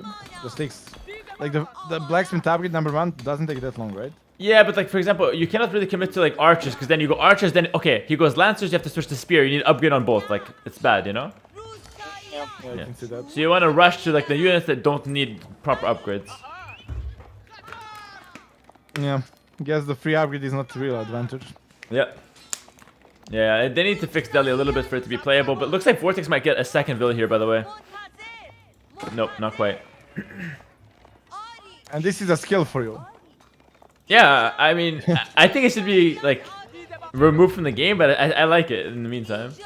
I would agree with you if the scouts don't heal. Like, okay, you commit to your scout, you lose HP, let's go. But now you just go back and heal up and do it again. Yeah, that's true, that's true. I think the scout healing is a big topic, by the way. I think maybe only the first scout should heal, not the second, right? makes sense that Scout don't heal at all, but yeah. That's decent solution as well, I guess.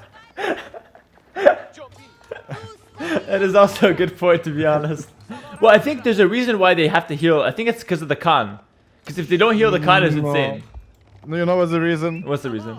Because if you run into TC, you will heal back, and like you will have the scouting info. Like, I think it's like lab friendly. No, I think it's the Khan. The Khan. No, all this because of the Khan. Yes, Let the Khan die then. Like, okay. He doesn't need to kill as well. Why do animals not rot? Because of the ruse. No. Yes, No. it's a valid reason. No.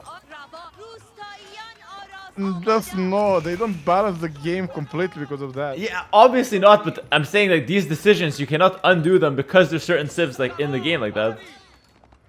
No. Okay. You don't like.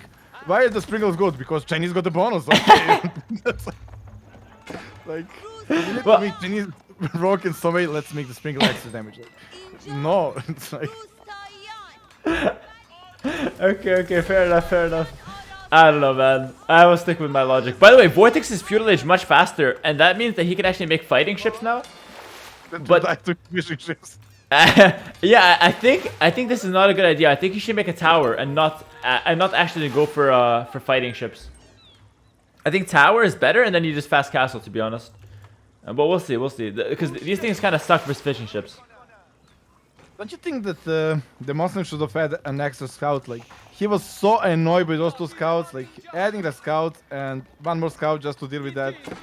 Yeah, I I think think it will be worth it for him. he should have done it from the start, as he loses the one he had. Wow, and the other ones will just heal. He should have done it from the start, I think, in hindsight. And even if he didn't do it from the start, he should just do it as a reaction, like immediately. Yeah, exactly, Yeah. exactly. You just have to. It's just too annoying.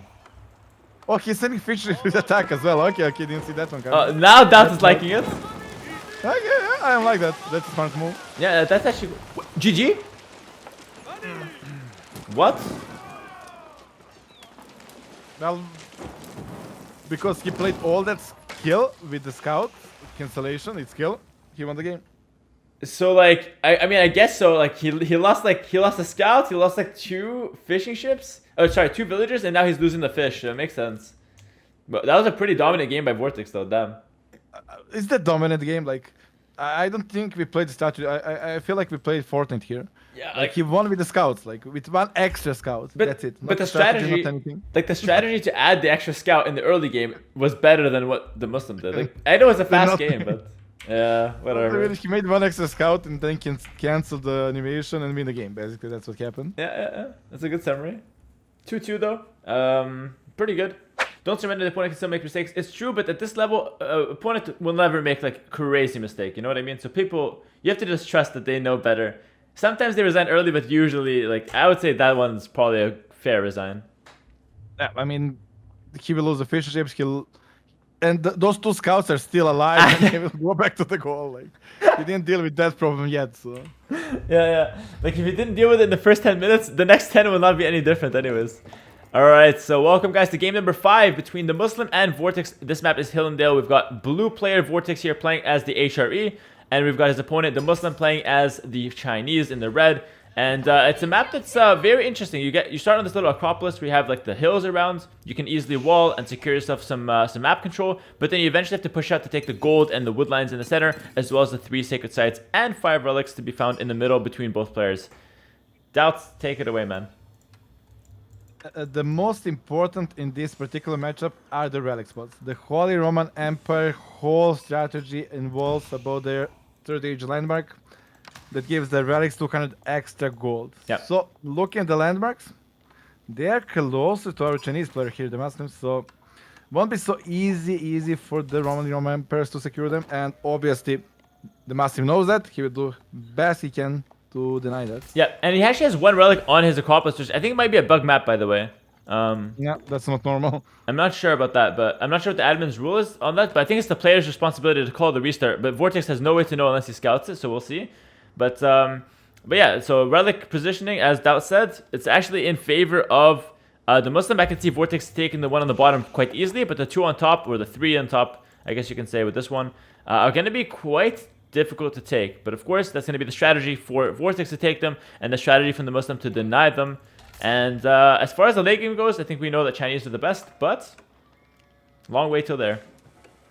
And the economy lead will probably go for the Holy Roman Emperor. Yeah. The landmarks are such a huge economy boost. So the map control will go for the Holy Roman Emperor, and he can throw the units inefficiently then, just to keep Chinese off gold. And I assume we will see something like that here. Yeah, I personally prefer Holy Romans on this map, but I think it is quite close. Like, you can get away with both quite easily. But yeah, the fast imp is just such a smart, or such a strong strategy, I guess you can say. Not necessarily smart, but strong strategy. Almost smart 1 month ago, now everybody's doing it. Yeah, exactly. It's a smart idea that was already discovered, so yeah. Now even I can do it.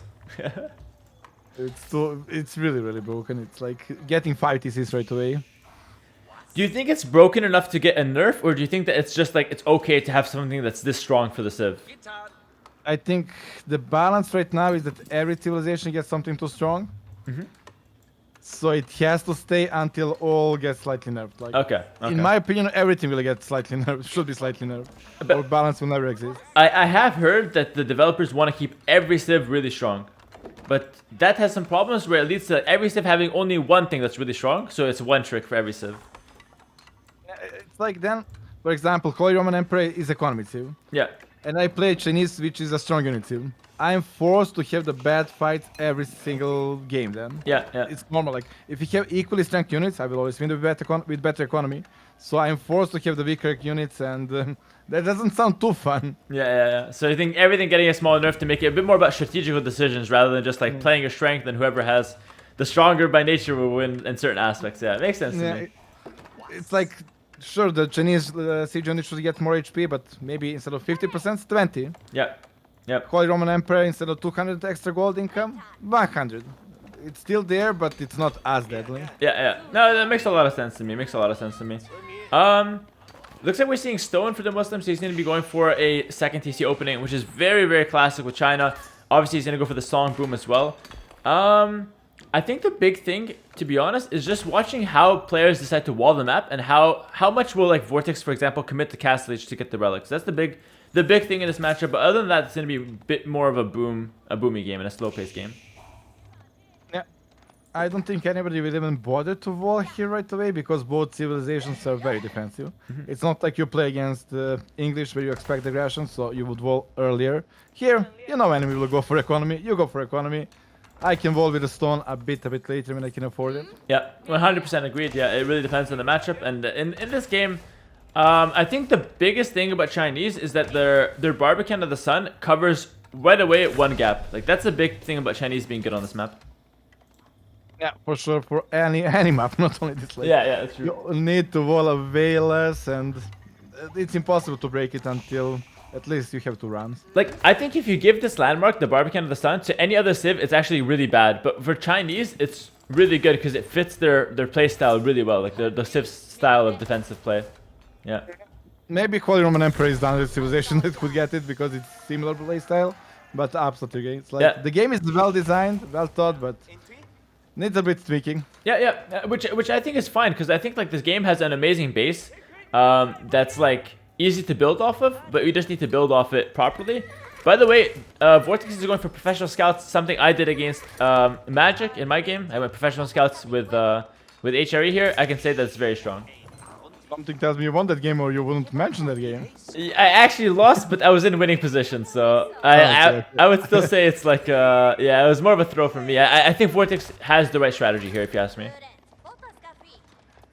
Well, with obviously the landmark and prelate, they will work 40% faster, and you want your economy to be as close as possible to that landmark. And professional scouts, good way to do that. Yeah, for sure. It just works so well with HRE in general.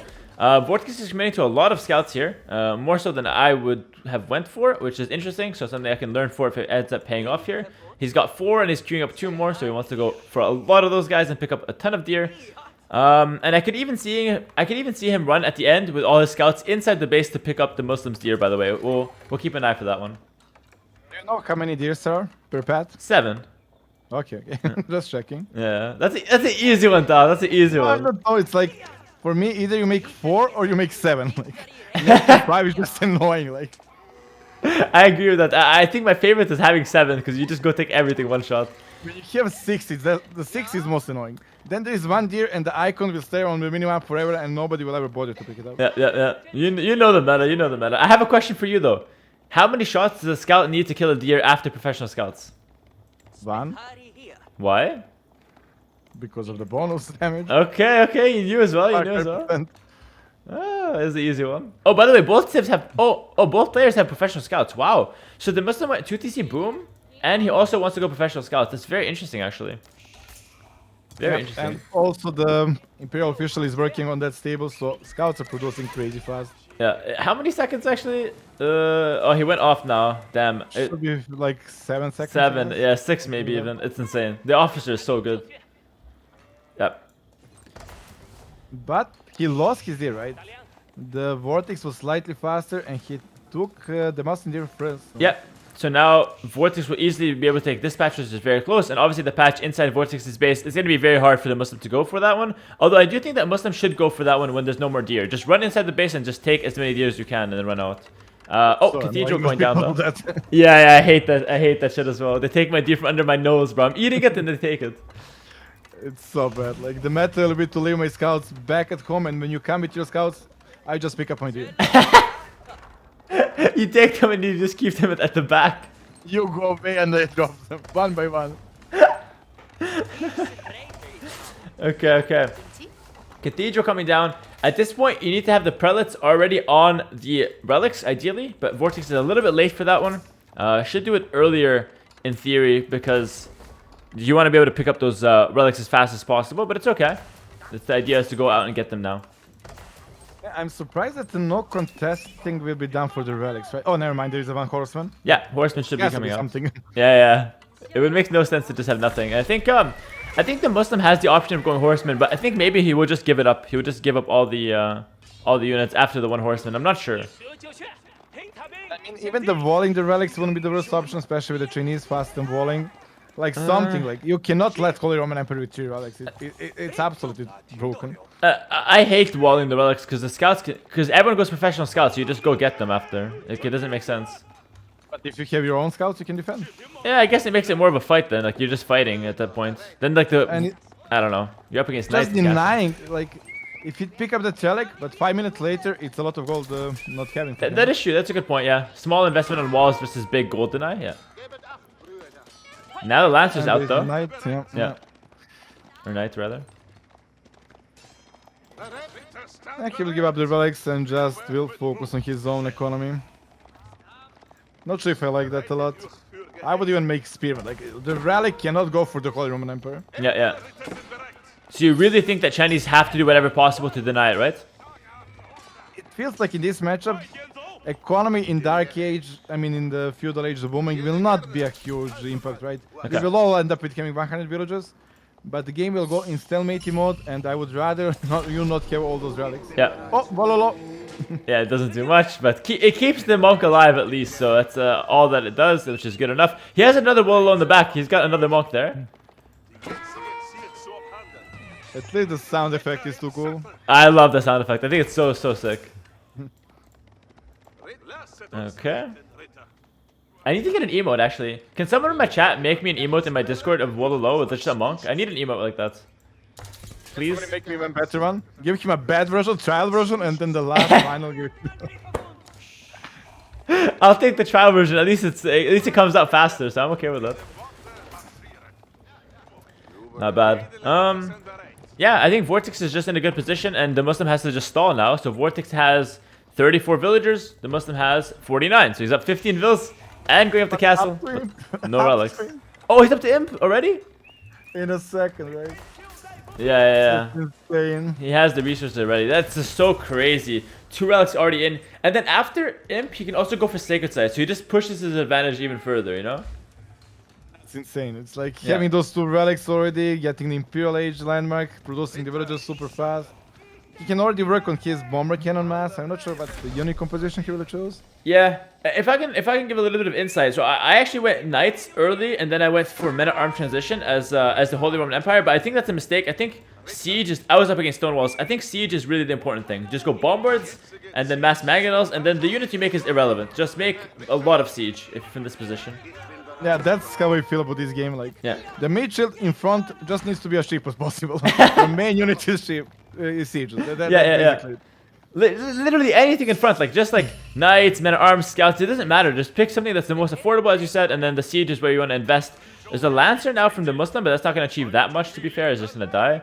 And yeah, Vortix got all the relics very easily, and all you need is 3, but he's going to go up to 4, and he'll probably get a monastery for that one as well.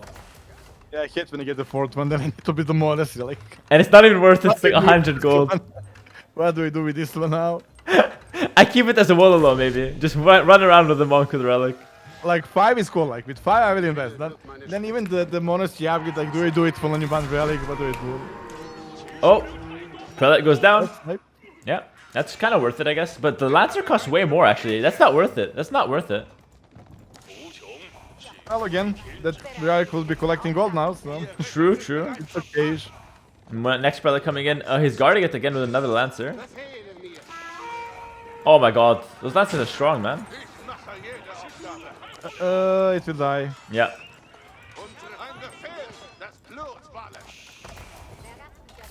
Yeah, so now we see the fast imp. For those who don't know, the Palace of Swabia, it actually costs less to go up to imp using this landmark. And it basically gives you villagers, I'm not even joking, 4 times the speed and 4 times cheaper. 12 food, 5 seconds a piece, and you can make villagers. So the villager count right now, Vortix has 51 and DeMusliM has 69. And well, Vortix will get up to like 100 faster most likely with this town center.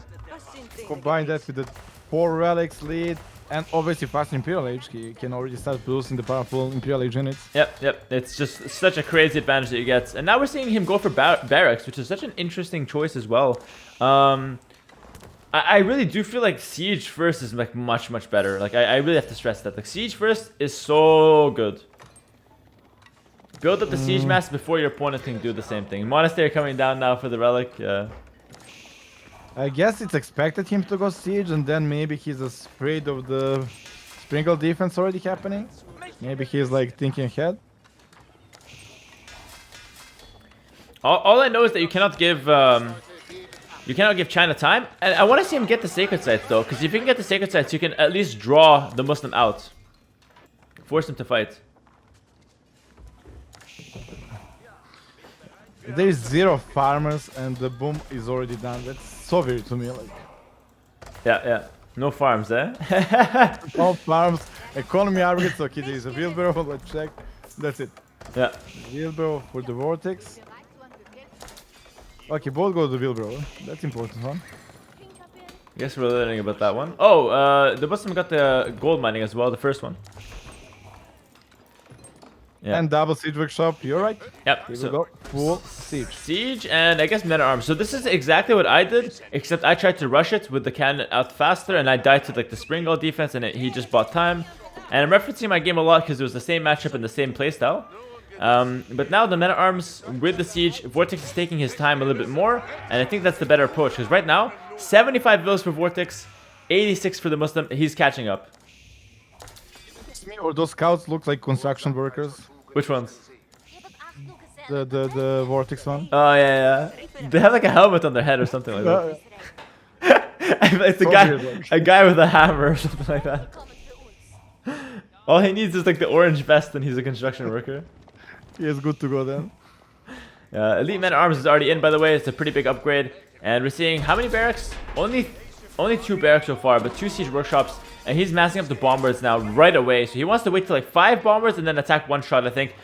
The Muslim is massing bees. That's like the worst thing you can go for, I think. That's like a really bad unit, I feel. It will be good against the men-at-arms at least, and then he will have to find a way to deal with bomber cannons. Maybe bombards himself, but I don't know if he has time for that. Yeah. What is the plan for the Muslim anyway? Maybe he just didn't practice this matchup or something? I think he is well prepared. Fair enough. Yeah, 2 sacred sites being taken now for Vortix. 3rd one on the way. He's walking towards it right now. Yep, there it is. And those guys give an extra 100 gold. So right now, passive gold income for Vortix, 1100. 1100. And that's irrespective of him mining anything as well. Is Bomber. it possible to go for the fire lancers maybe even? I think that would be very good actually. Yeah. It kind of counters everything Vortix got. Yep, yep. And oh, also HRE Spearmen do not brace, so you cannot make Spearmen versus Fire Lancer. It will not be very effective. It's another bug. But I think he just dies. I think he has to go Fire Lancers. Yeah, fire lancers actually, with the combine of the beasts, they will destroy this army. Yeah, yeah, yeah. I agree actually. Do you know the cost of them next to the landmark? I don't know. They cost like nothing. Like, they're cheaper than Scout. How much does Spirit Away reduce the cost? 30%. Wow, that's insane. And they're cheap as it is. So Yeah. It's a really good move if he does that now. So cannons move up. They're gonna kill the Barbican. There's a few Springles to defend. The Springles need to get a clear shot though. The cannons are there. And now the bees are the only defense here versus the men-at-arms. He'll just split them up. Yep, Vortix should split them up and he'll be completely fine to just run in. The men-at-arms move faster since he's got HRE unique upgrade. They also do have slightly more attack. And 100 HP, 5-5 armor, 20 attack. Going straight for the bees and only villagers to defend. I mean, this is just completely over. I hope not. Like, the game went like straight forward to what we expected. I wanted to see more strat. I wanted to see now something different, right? Yeah, yeah. Like, Not why not strat Lancers? from the finish. Fire Lancers. Yeah, fire lancers. Yeah, that would be amazing. Yeah, GG. But Like, wow. So, like, did he really not think this would happen? Like, Yeah, it's like straightforward that we were thinking from start to finish. yeah, yeah. So that was a very odd game for the Muslim. Remember, it is a best of 7, so the series isn't over yet, but that's still a very weird thing to see in a final series, in a grand finals, after he's been playing so well. 3-2 for the Vortix, though. It's going to go on to game point for him. And, yeah, I mean, that's fairly interesting, but an underclimactic game, or anticlimactic game for sure. I'm excited for this one, actually, because the last games we've been seeing is just like build order and not really big battles. I think this one will have a bit more of like a kind of a micro-oriented game. Yeah, I think it's because of its land map. Like all the land maps bring the good game. Yeah. Like normal land maps, not Black Forest and Arena. Yeah. For sure. Okay, okay. I don't believe the game balance should play around that. On Arabia tournaments. I think I agree with it. I think like there's a lot of things you can do with land maps, especially now they have like sacred sites, that you can have like 20 land maps, like open land maps that have different like gimmicks that are all really good, you know? Yeah. And there are few now, but there are few that are not that good. Yeah, exactly. So just going with more of the maps that are good, and just like especially with the stealth forest and stuff, they can do a lot of cool maps, and I hope they really invest into that. But we'll see how that goes down. This is going to be game 6 here. We've got DeMusliM playing in red as the Rus, one of the strongest civilizations of the tournament and in the game right now. His opponent is Vortix playing in the blue to the south of the map, and he's going to be playing as the English, which is a bit more of a classic standard civ. Not overpowered, but not too bad either. Something that Vortix has shown to be pretty strong on. So we'll see if he can get the upset versus the Rus and close out the game, close out the series, in fact, because this is match point for Vortix. So I don't know. I like this matchup. I think it's going to be pretty interesting to see what Vortix has in mind. Well, Vortix went aggressive with the scout there, killing the Hunt right away from the Muslim without even finding that many ships. He's like, he wants to deny Hunt as soon as possible. Yeah. And usually the Rust player don't kill their own Hunt first, right? Yeah. They save that for later. And Vortix smartly knows that and just, okay, we'll deny that 140 gold, right? Yeah, exactly, and that's a big deal. It's the gold, that's the bounty, and the thing about the Rus actually, that's like the hard part with them, is that if you get denied a lot of sheep, even if you get a lot of hunt, you still have the awkward transition between sheep and getting your deer. So denying anything, hunt or sheep from the Rus, is really good to slow down their early game play. That being said though, Vortix didn't commit to a second scout. No, he did. Yeah, that's why he committed the second scout. Makes a lot of sense. Cannot find. Oh, never mind. Yeah, it's in the corner. I thought at first I was like, it's really weird to not make second scout versus Rus, but he did in fact make it, which makes a lot of sense. Killing the deer to deny the bounty, and he got 3 deer patches, and 1 at the back of his base. Wow. If this was a Rust war, the game would be over. Basically. Yeah, completely over. Yeah, DeMusliM has a very bad start right now. If he doesn't step it up in the next couple of minutes, and obviously a lot of it has to do with RNG as well. He is killing a couple of wolves. He's going to be off to a terrible start because he didn't find too many deer patches. Like even the sheep number is not impressive for him. He only found few wolves. Like his bounty is 50 right now, and that's almost 2 minutes. It's not good. And wolves are the worst because they take so long to kill off, and they don't give you that much gold. So wolves are actually not the best, to be honest. Deer is like the best thing to get. Yeah, for sure. Like you want wolf if it's close to your TC, you lure like 5 of them and bring them down, but Yeah. rarely that happens. Yeah, exactly. To spend so much time killing the wolves is very annoying, and it kind of takes you off the map to find sheep and all the other important things. And now Vortix will actually just find the 4th deer patch. This is like the dream scenario for Vortix to win the series. Council Hall goes down. He's at the next age. He's going to build it with 3 villagers. Makes a lot of sense as the English. I fear for the Muslim here, to be honest. Like, he will not have enough gold. Like, he will have to sell extra food. Yep. And he doesn't even have that many ships. It will be a very hard game for him to get to the last castle, at least. Yeah, no, 100%. Like, he doesn't have a lot of sheep. He's getting the Golden Gate now. He's got 5 vills. It feels like he's doing the regular build, but he will not be able to afford anything, you know? I think he cannot afford the professional scouts even. Not right away. That's insane. Like, Yeah. he will need to buy gold to get professional scout, and maybe he needs to stay feudal, man. Like, there's no point in getting castle damage. Yeah, I think if you get the build disrupted like this, you cannot just commit to fast castle. It just doesn't make sense. So we'll see if he can make that adjustment. It's really hard to make those kind of decisions in game, especially in the tournament finals where you want things to go your way, you want things to go correct, but sometimes those adaptations make for the great players from the good. They separate them. We'll see if the Muslim can make the right call here. And also, when it's a tournament, you're kind of autopilot. Yeah. He plays the Rust as his main civilization. He knows them from start to finish, and he is just like doing his build order. Yeah. He'll probably not go to do something crazy because he's obviously very successful with his standard build order. Yeah, exactly. But let's see. I mean, he has the 1 ticket with the Golden Gate that he can sell 100 food or wood, and he can get 150 gold. It will be enough for professional scouts, but it's not obviously very pretty. Yeah, professional scouts on the way now. It's only 145 bounty. That's so low for this. Yeah. Yeah. And for those who don't know, at 250 bounty, Roos get an extra 5% villager food harvest rate, and their hunting cabins generate more gold, or generate gold faster. So it really is a big deal to not get 250 bounty at least. And this time is really far off there. So not getting the bonuses and not getting that gold from the bounty is just such a big deal. And if the Muslim wins this, we can say that he completely earned it, completely deserved.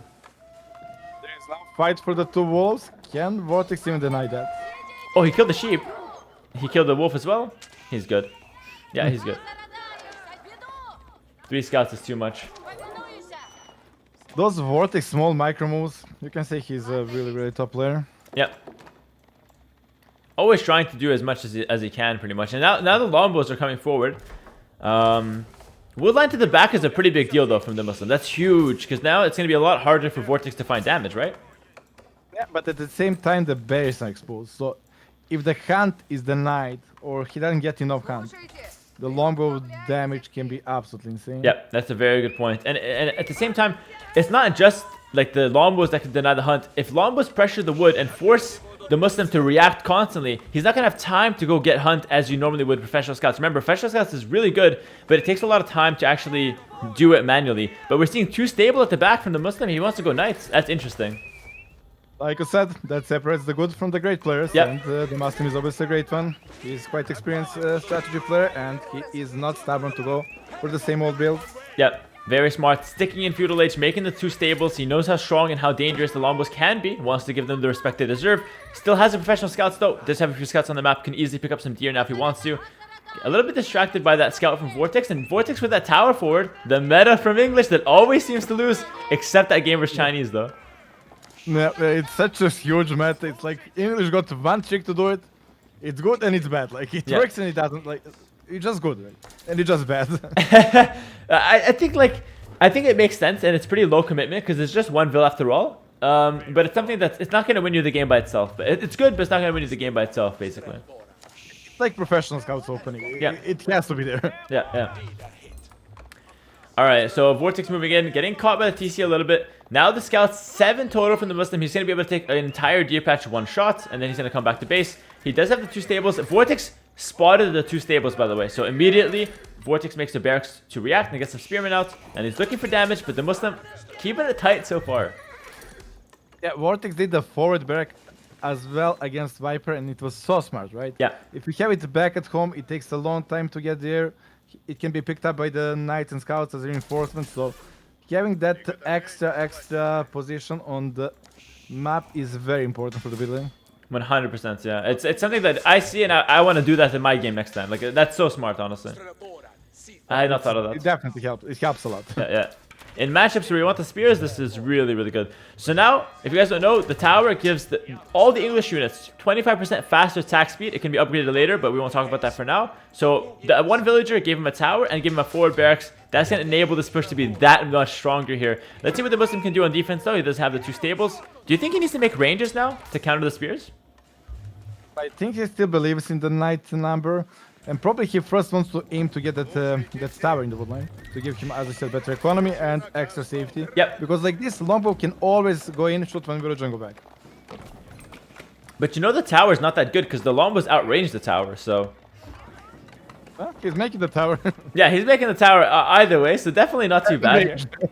But yeah, it does get outranged. It does give him a boost to the wood, and now we're seeing the archery range come down. So he's doing a mix of what we're saying, which is nice to see. We know things, Del. We know things. Maybe next time I pass first round. Yeah. Oh, we can see the skills next time. I'm sure. I'm sure. Okay. Where's his army? By the way, like home. DeMusliM is making more scouts. Like he has like 10 scouts right now. Do you like that decision, or is that like a waste of food? I notice he does that all the time. Like he likes the scouts. Even that first game, he just makes so many scouts. Like, I guess it's cheap and it's worth HP, right? Yeah. It's like 110 of just meat, just the tank, basically. 110 HP of meat. Like you're paying for the meat. Like. And your food income will never go away for probably the rest of the game. Yeah, exactly. So you just go for like the straight tank, and then the knights in the back can do the damage. Let's see. He's got some archers now. 2 range, 2 stable. Big defense here. I think Vortix cannot push here. Like I don't think Vortix will win the fights, to be honest. Killing that house is already annoying enough, right? Just doing a small poking for some reaction. I mean, that jam is super tanky. Yeah, true. If he already made it, he can make some annoyment. Like he will not go for the kill. Like he will not take the TC here. Yeah, exactly. Take the house for the reaction, move back, micro a little bit. Yeah, and fight near the tower as much as he can is like the main plan here. As the Muslim runs back home with another bunch of deer.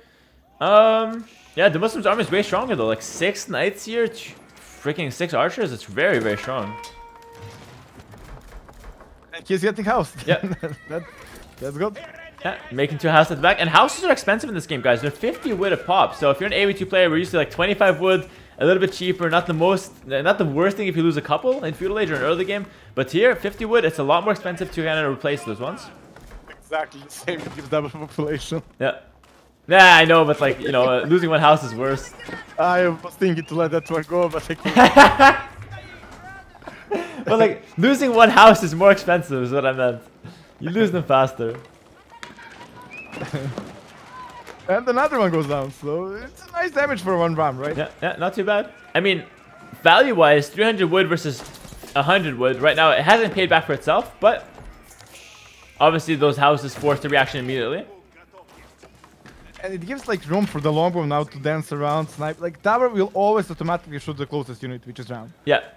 You can those retarget. longbow got more micro potential. Okay, but big fight here, big fight. I think the ram gets pulled back. The spears go right back to the tower. The scouts in the front to tank, and then the knights behind. That's pretty cool. And he goes back just to kill the ram, basically. I'm telling you, it's all about the villagers. Yeah. It's all about the villagers. But he did lose 3. I think that was pretty good for Vortix, though. Wouldn't you agree? He killed the 2 houses, villager forced a lot of idle. Yeah. That 1 ram was definitely paying itself. And now another ram right away. Like he liked that one. He liked how it was working. Is it like I usually wait for like 5 rams, so when I go, I go. Like, but it seems like sending 1 at a time is maybe better. I think 1 at a time is definitely better, but I think I might have just crashed here. Back to Doubt Stream, I guess. It's a big. Like, when you look at the army numbers, I would always go for the DeMusliM one. But when the fight starts, English always wins. Yeah, and I think that's how I feel. well, I think just the quality of units is just much stronger, and they also have the faster firing. But big fight happening though. Looking good for the Vortix, like I said. Like that army always wins. I don't know why. English, man, I freaking love English. They're so good. The archers are gone. He's winning this fight. Yeah, for sure, for sure. And now when he tries to go back with the knights, he will lose half of them. Wow, that's actually such a big deal. Can he continue going forward though? He still has like 5 knights, but they're all so low though. Oh, HP, right? Yeah. And the tower is there as well. I swear those scouts made a difference. Like, the knights are still alive, so the pikemen, instead of targeting the knights, they did target the Yeah, scouts. yeah. The scouts are actually a pretty big deal there. And I was saying Vortix still microing down the archers because he knows that a couple of spears will come out very shortly. Yeah, there's the spear, and he will definitely win the. I mean, the Muslim committed more, so that's definitely a good win from Vortix, right? So we can agree there. It always looks like the English army is less expensive, less units, and they always win those small. Those archers are insane. Yeah, I think so. I think Vortix found himself in a very similar position against the Viper, but I think he made a crucial mistake, Vortix, of neglecting his economy. Can we check if Vortix has farms at home? It's so important to set up farms at home if you're Vortix because it's English farms, and yeah, he has none. Like I don't like that. You're like, ma'am, like Mapu. Can we check the economy at home? Like, I'm not your professional game observer. Like Mapu. Let's see the balls. Like, Okay, it will happen again. It will happen again. I'm using your service. I should be happy to be here. Like, no more demands. Agreed, agreed. Game audio. I'm watching that stream because my game crashed. So I'm just like, I'm a guest here. I'm a guest here. but actually, the game against Viper, I think Vortix made a huge mistake splitting his army with Yes. Rams. Yes, Like, yes. if you remember that. He went for the berry villages and left Rams exposed. And after that, the push was dead. I think he did that twice as well, where he just lost 2 rams. Yeah, I agree with that. I was gonna say, what I'm doing now is like, I walk into your house and like, Dad, get me some water. You know, like. Like, this carpet is ugly. Like, get the new carpets. Like, what the fuck? Like, the overlay's down. Like, come on. You cannot cast like this. Okay. Very nice, very nice. Yeah, so I think you think if he just keeps the army with the rams, you'll be in a good position, and then if the reaction comes from DeMusliM, just back up to the tower. Makes a lot of sense. Yeah. And it's always efficient fight, it seems. Like, that tower is insane. Probably that's the difference. Like, 25% attack speed on every single unit. It's insane. Yeah, yeah. I agree, man. I agree. I think I'm learning a lot from how Vortix is playing English here, and it's very very interesting. Tomorrow, you against me, tower in the middle for both of us English all day. We start the game tower in the middle from Dark Age. Oh, big fight happening. Again, he left the Rams unprotected, and it will be a good fight in the end, but he will lose all the Rams, right? Yeah, and yeah. that's 600 wood gone. And the thing is, yes, he's pulling the villagers, which is some idle time, but not 300 wood worth of idle time. So it's always going to be worth it for the Muslim to pick up the rams like that. Yeah, Vortix will probably just win this fight though, like how English always win the fight. What's the backup plan for Vortix? Does he just keep doing those fights until he's out of the hunt, or is he transitioning to Castle Age, or what's the plan here? I think you just go Castle Age. That's how I usually play it, but it seems like he's losing the fight actually. Yeah, he's going to lose the fight. Yeah, those knights are full HP. So. Oh, come on. Don't run away from 3 spears. Just fight, bro. There we go. It's a full cleanup. I didn't expect that. Now when I see the army, I guess those scouts made the army look a lot stronger than it was. Now when it's knights mainly, it's a different story. Yeah, for sure. And now the Muslims actually in a really good position. Like Vortix, he went kind of all in to make this happen, and the reaction from the Muslim was basically perfect. Basically perfect. Yeah. Even the hand he put behind, so it's not vulnerable to the longbow. And game over. We're going for the last one. Wow, GG. Okay, not bad, not bad. So game 7 final, like that's so good. What I like about this is that like we're seeing new names, and those new names are competing to the very end. You know what I mean? It's such a refreshing feeling to see for a game like this. It's just perfect. Like here saying the new names, and he's the half of the age of the DeMusliM, but yeah, it's new names for us. Yeah, new names. You know, new names in AoE4. Like okay. Like if I win a tournament, I'm a new name, bro. Like I got top 8 Genesis, then I failed the next 2 tournaments. Doubt, fresh name actually. We haven't even heard of this guy in tournaments. Yeah, losing first rounds left and right, and suddenly the new guy is going for the victory. Like if you win, if you get to the finals of next tournament, you are like baby fresh, like completely new name. So. Well, unit composition, I guess it will be better for the Holy Roman Emperor as game goes on. Those Minotans will be insane here. Yeah, I think Abbasid generally counter cav civs more, but they have trouble versus infantry civs. But we'll see. Game 7, guys. Best of 7. The last game of the series, no matter who wins, we've got Vortix playing in the blue as the Abbasid dynasty on Nagari. If you guys aren't familiar with the map, I'll introduce it in a second. We've got DeMusliM playing in red as the Holy Roman Empire. And the map is Nagari, which has a lake in the middle with a ton of DC fish, with a cliff on either side. But there's also a lake in the corner with some deep sea fish that's also very good. What would you go for, like in the middle lake or the side lake out, or a bit of both? Like, how do you play this map usually? Well, usually depends on the civilization, right? Because if you play against fast civilizations as Mongols or Delhi, you want to go for the safe one. Yep. But here they both go to slow civilizations, so I wouldn't be surprised if they both try to compete for the middle one. Yep. Makes sense. That being said, it looks like the Muslim's going for his back dock. But notice he has 4 deep sea fish and Vortix only has 1 in the back. So, yeah, like that's crazy, right? So the Muslim would be just fine here with 4 deep sea fish. That's like so good for him. And it's definitely safer to keep it alive as long as possible, yeah? He Yeah. must be liking that. And I think like I've seen a lot of people go for multiple docks on this map, by the way. I'm not sure how good it is, but I have seen it. I guess it's not. It cannot be good with the boom, right? Yeah, yeah. Like, it just they work so efficient. Like it's not like Age of Empires 2. Here you can have 35 efficient ships on one dock. It will be efficient. Yeah, It's because not the they same. carry 40, like it's insane, yeah. Yeah, so Vortix gets away with a lot of sheep here. Remember, sheep on a water map is not the biggest deal. You don't rely on them as much because you have that fish for your food economy, but it's still nice to have as the game goes on here. Interested to see if the players go for a bit more of an aggressive approach or a bit more of an economy approach. You're far away, but there is incentive to fight, especially if there's a middle dock, so we'll see how that plays out. I only hope Vortix doesn't go for a second scout and just harass the master. To death. we know how that goes. We know how that goes. Yeah, but And I he don't does know. actually. He got 2 scouts. He's hitting the dock with 1.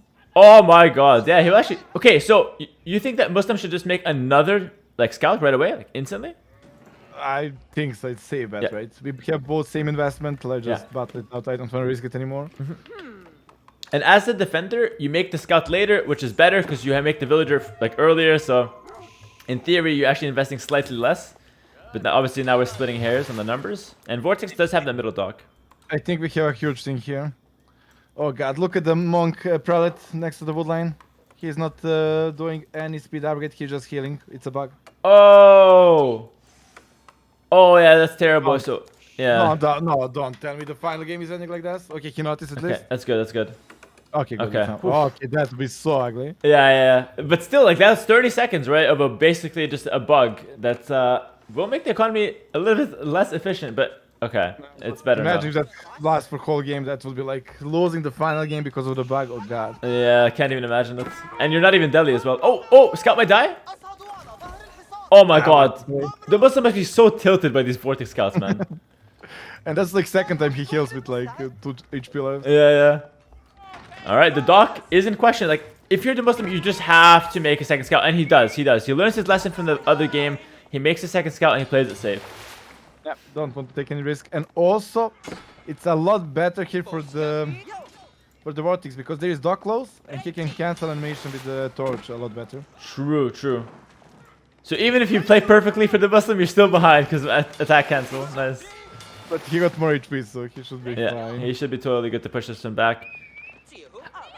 In your experience, is this map more of like a boom, or do you fight in Castle Age? I guess Feudal Age fight's not really possible, right?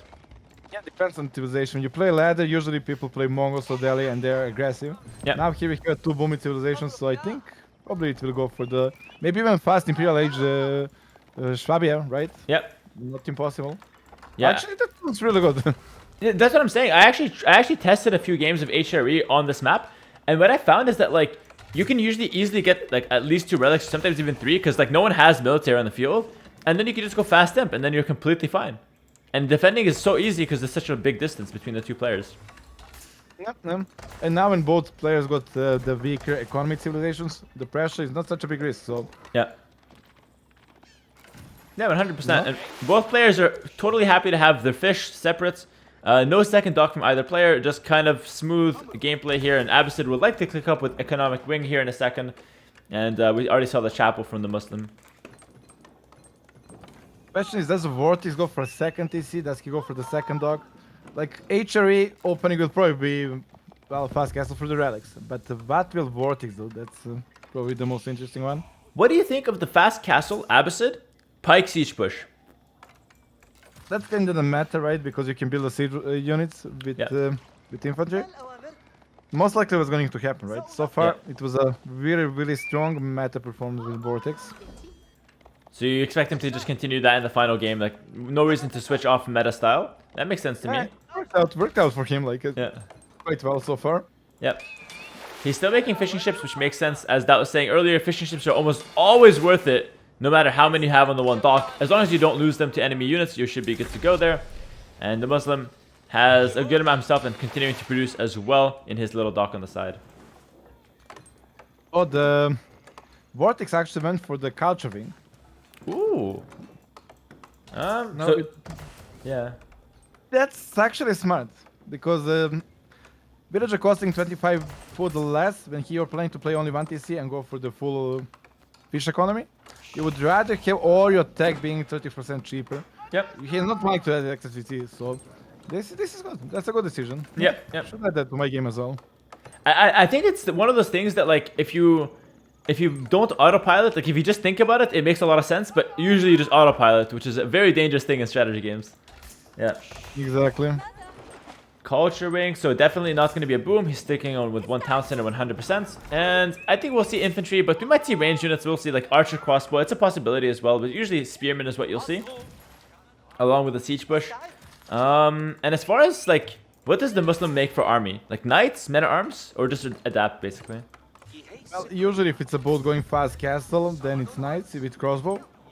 If there is one player playing a huge feudal age, then many times counter everything. Yeah. Considering that both are going fast castle, I assume it will be like range units for crossbow mostly.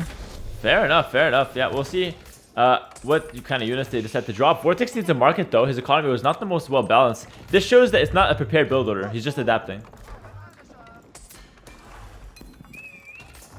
This is blacksmith, but nothing special yet. Yep. A lot of fishing ships though. He's even getting the extended lines technology. Shouldn't he get that after he gets the culture wing upgrade though? Preservation of knowledge.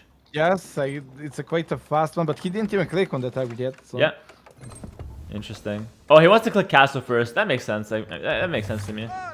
Costs 50 gold. 125 gold though. That's expensive. It's like nothing. Like.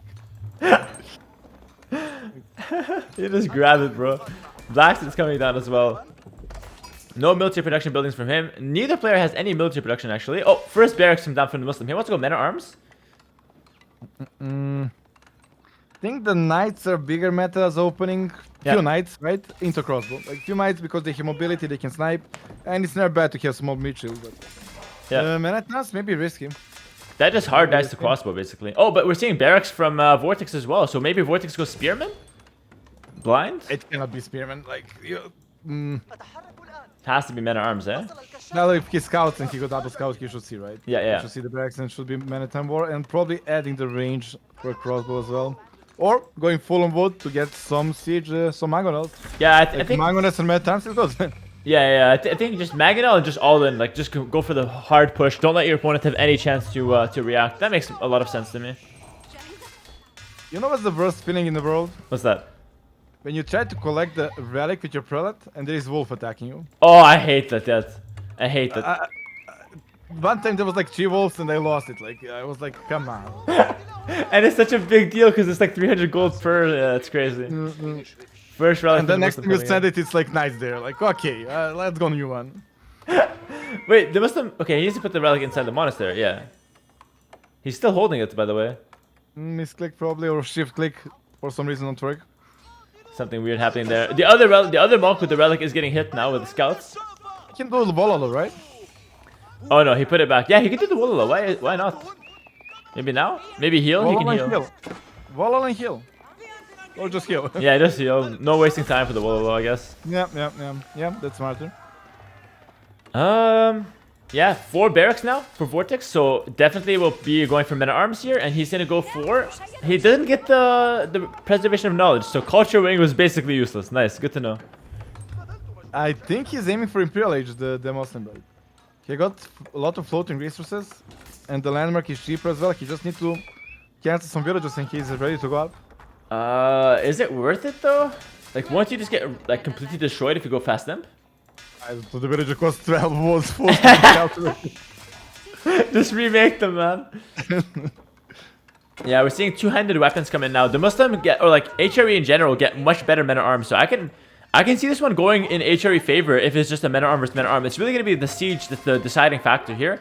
I don't think he can afford to go fast imp. I think better is to go for siege and go castle. Pick up the relics and you're fine. You don't need to go fast imp. Yeah, it would be too greedy. Like you're already happy with your relic economy lead. Yeah. You don't need two bonuses like in the same field. Like, give me all. yeah, exactly. And the men-at-arms don't have the mace, do they? I can't tell. They do, they do. They do have the mace already? Okay, nice. They have +6 against heavy now. Yeah, that's really good. But here's the sound. He's going up. Yeah. Like, when you get that the dum, you have to click up. Like, no matter what your plan is, the dum, you click up. So yeah, fast imp comes down with the Muslim. And I don't know, man. The Mangonels are being prepped from Vortix. So Vortix has 3 Mangonels already, not messing around. And the thing about Imperial Age is that it doesn't get you any kind of military upgrade. They're too expensive. You can't afford them. So, oh wait, we're seeing Landsknecht. They're good in a big mix of units, but oh, maybe he can snipe on Mangonel. Nah, they're too fast for me. Yeah. Ah, maybe one though. Nah, the men-at-arms are gonna be totally fine. But one thing that's important to note though is that the men-at-arms don't kill the men-at-arms fast enough. So, oh, he could have got that one. Wow, 6 HP. Oh my god, DeMusliM's so tilted. If he doesn't send villagers to repair, and he should right now, right? Yeah. 6th one. 6 HP. He's not sending. Oh, he's sending 3. Yeah, he knows. He knows. Springald? Oh, that landmark, as good as it is, it doesn't give you anything until, well, 5 more minutes and you produce some villagers. So it takes time to pay off. And he needs something right now. Landsknecht is like the only option, but I'm not sure if that's good. He's getting elite men-at-arms though. Somehow he can afford that. Man, he can afford everything. This Civ's crazy. 3 relics and Yeah. the fishbowl. 3 relics is just absolutely insane. But the Mangonels are knocking on his door now. So what's better? Better units or Mangonels? We're about to find out now. 5 Mangonels now. No Springald's for the Muslims, so he's gonna fight with only military. I think he can just go back and wait. Like, look at the number of barracks. It's insane. And you His can, only problem is actually houses. yeah, and you can emergency repair, right? Like you're fine. No, yeah, true. And obviously very little chance that he loses all his landmarks because it's obviously he's Imperial Age. He's got 4 landmarks. That's 20k HP total. 5 Mangonels are good, but they don't kill buildings too fast, so it's not like the best or not the scariest push right now. He needs to fight army on army. I think Vortix right now. The most important building is the cathedral, right? Yeah. Like he doesn't do 3 relics, and he can emergency repair that one forever. Yeah, and that's why we're seeing Vortix not attack that one because he knows that he'll just get emergency repaired, and it's not even worth committing your Mangonels. He's going for the barracks instead to hit the production. Makes some sense, but again, there's a lot of barracks out in the field already. He even got elite army tactics from university. He can even afford that. He will wait until that's like huge upgrade. Absolutely huge upgrade. Yeah, that's insane. Wow. For those who don't know, this gives 20% more HP and damage to melee units, which is insane. Going for the TC now, though, that's a pretty big deal. Well, not really, because he's got the other one. Yeah, which produces 4 times faster, so that one's better. He needs to prepare the flank attack and go soon. Yeah. And that will finish, like, split army, one behind, one in front, and let's go. No crossbow transition from Vortix. Vortix is all in men-at-arms, and it's just going to come down to one big battle, basically. Whether the 5 Mangonel is better than the economy, we're gonna see, basically. A lot of villagers will die, though. He doesn't care. Absolutely doesn't care. Like, he can reproduce them with the landmark. He got the fishing ships as economy for food. He just needs to win the fight, and he wins the game, right? Yeah, but if you lose the fight, you lose the game. It's such a critical moment, and like, I don't know. Do you get nervous in situations like this if you're a player? No, I think I get more like nervous when nothing's going on. I know what I need to do. There is nothing here. What? I crashed again. And he's preparing the flank, and he's sending the boys. He's sending everything. You're missing out. I'm here. I'm watching now. I'm watching. Sending the boys. Okay, this is it. The 20 attack, 216 HP. 14 attack. It's a lot higher quality of the units. And a few of those land skites as well. I think he's winning this fight. Yeah, I think he's winning as well. The Mangonels are hitting mostly villagers, to be honest. Mostly villagers, right? The Mangonels are gone. The Mangonels are gone. Oh wow, yeah. Oh He lost a wow. lot of villages, right? But It doesn't matter. He makes us back so fast. yeah, Oh, as long as he wins this fight, he's fine. that we're so naive. We said that the landmark doesn't give you anything till the vills pay off. The vills are the military. The vills are That's the actually military. true. Yeah. They're like make the sprinkles. No, make them landmark to make the villagers cheaper. That's your counter to the siege. It's insane how strong the villagers are. And now DeMusliM wins, and now DeMusliM has 3 relics, so strong, and he obviously has the landmark to make the vills back, so he's in a great position, right? Instant bonus to sell the extra gold, and like with 200 gold, he gets like 100 villagers. So Yeah. he's good to go. Oh, it's so insane, actually. And what's like Vortix? How do you play from his position now? Like, would you just reside, or is there something you can do? Maybe crossbows? He got the fish economy. He got more villagers. Crossbow should be able to deal with that, right? With crossbow, he stabilizes the game, right? Yeah. But then you're still playing against 3 relics for the Ranger. But it feels like he just wants to make more Mangonels. He's not going to make a crossbow transition now, it seems. Yeah, he's not tech switching. Yeah. I mean, game is not over yet, right? The economy lead is obviously huge. It's like 58, 9 villagers against 26. Yeah. And I think the big thing with all this as well is that, like, it's a game 7, so you'll never resign. Like, maybe if you resign this in a ladder game, sure, but in a game 7, you never resign if you're Vortix here. You just try again, try something, make something happen, maybe. But yeah, DeMusliM will try to raid now on the bottom, and if he gets damage, it could be really bad. It goes many times with all the upgrades. I mean, getting university, I would never think I could afford that at that point. Yeah. That's insane, man. He can afford elite and the university with fast imps. Like, that's so crazy. Is the blacksmith. He even did the upgrade for the speed. He's doing that production. Okay, he's getting full upgrades. Yeah. Wow, so good. And what's crazy is that even me, while casting, I made the wrong call of staying castle age. Like, he while playing, which is harder because you have less information, made the correct call to go fast imp, and it paid off. Really, really good. Obviously, it's a bigger risk because it was safer to just play castle age, right? But Yeah. well, this push is not another big push coming, right? Yeah. Guys, I Not easy to deal. I can't have sound. I'm watching a stream, and if I have sound, you hear doubt twice. Do you want to hear doubt twice, or do you want to have no game sound? Pick one. I crashed. 3 times is not enough. Yeah, doubt would love to hear himself 3 times, actually. The economy is fully moved out here, man. The farming will not be an issue. Like, the dog economy is amazing. It will last him forever. The next push is coming in. Amazing. It will last him forever.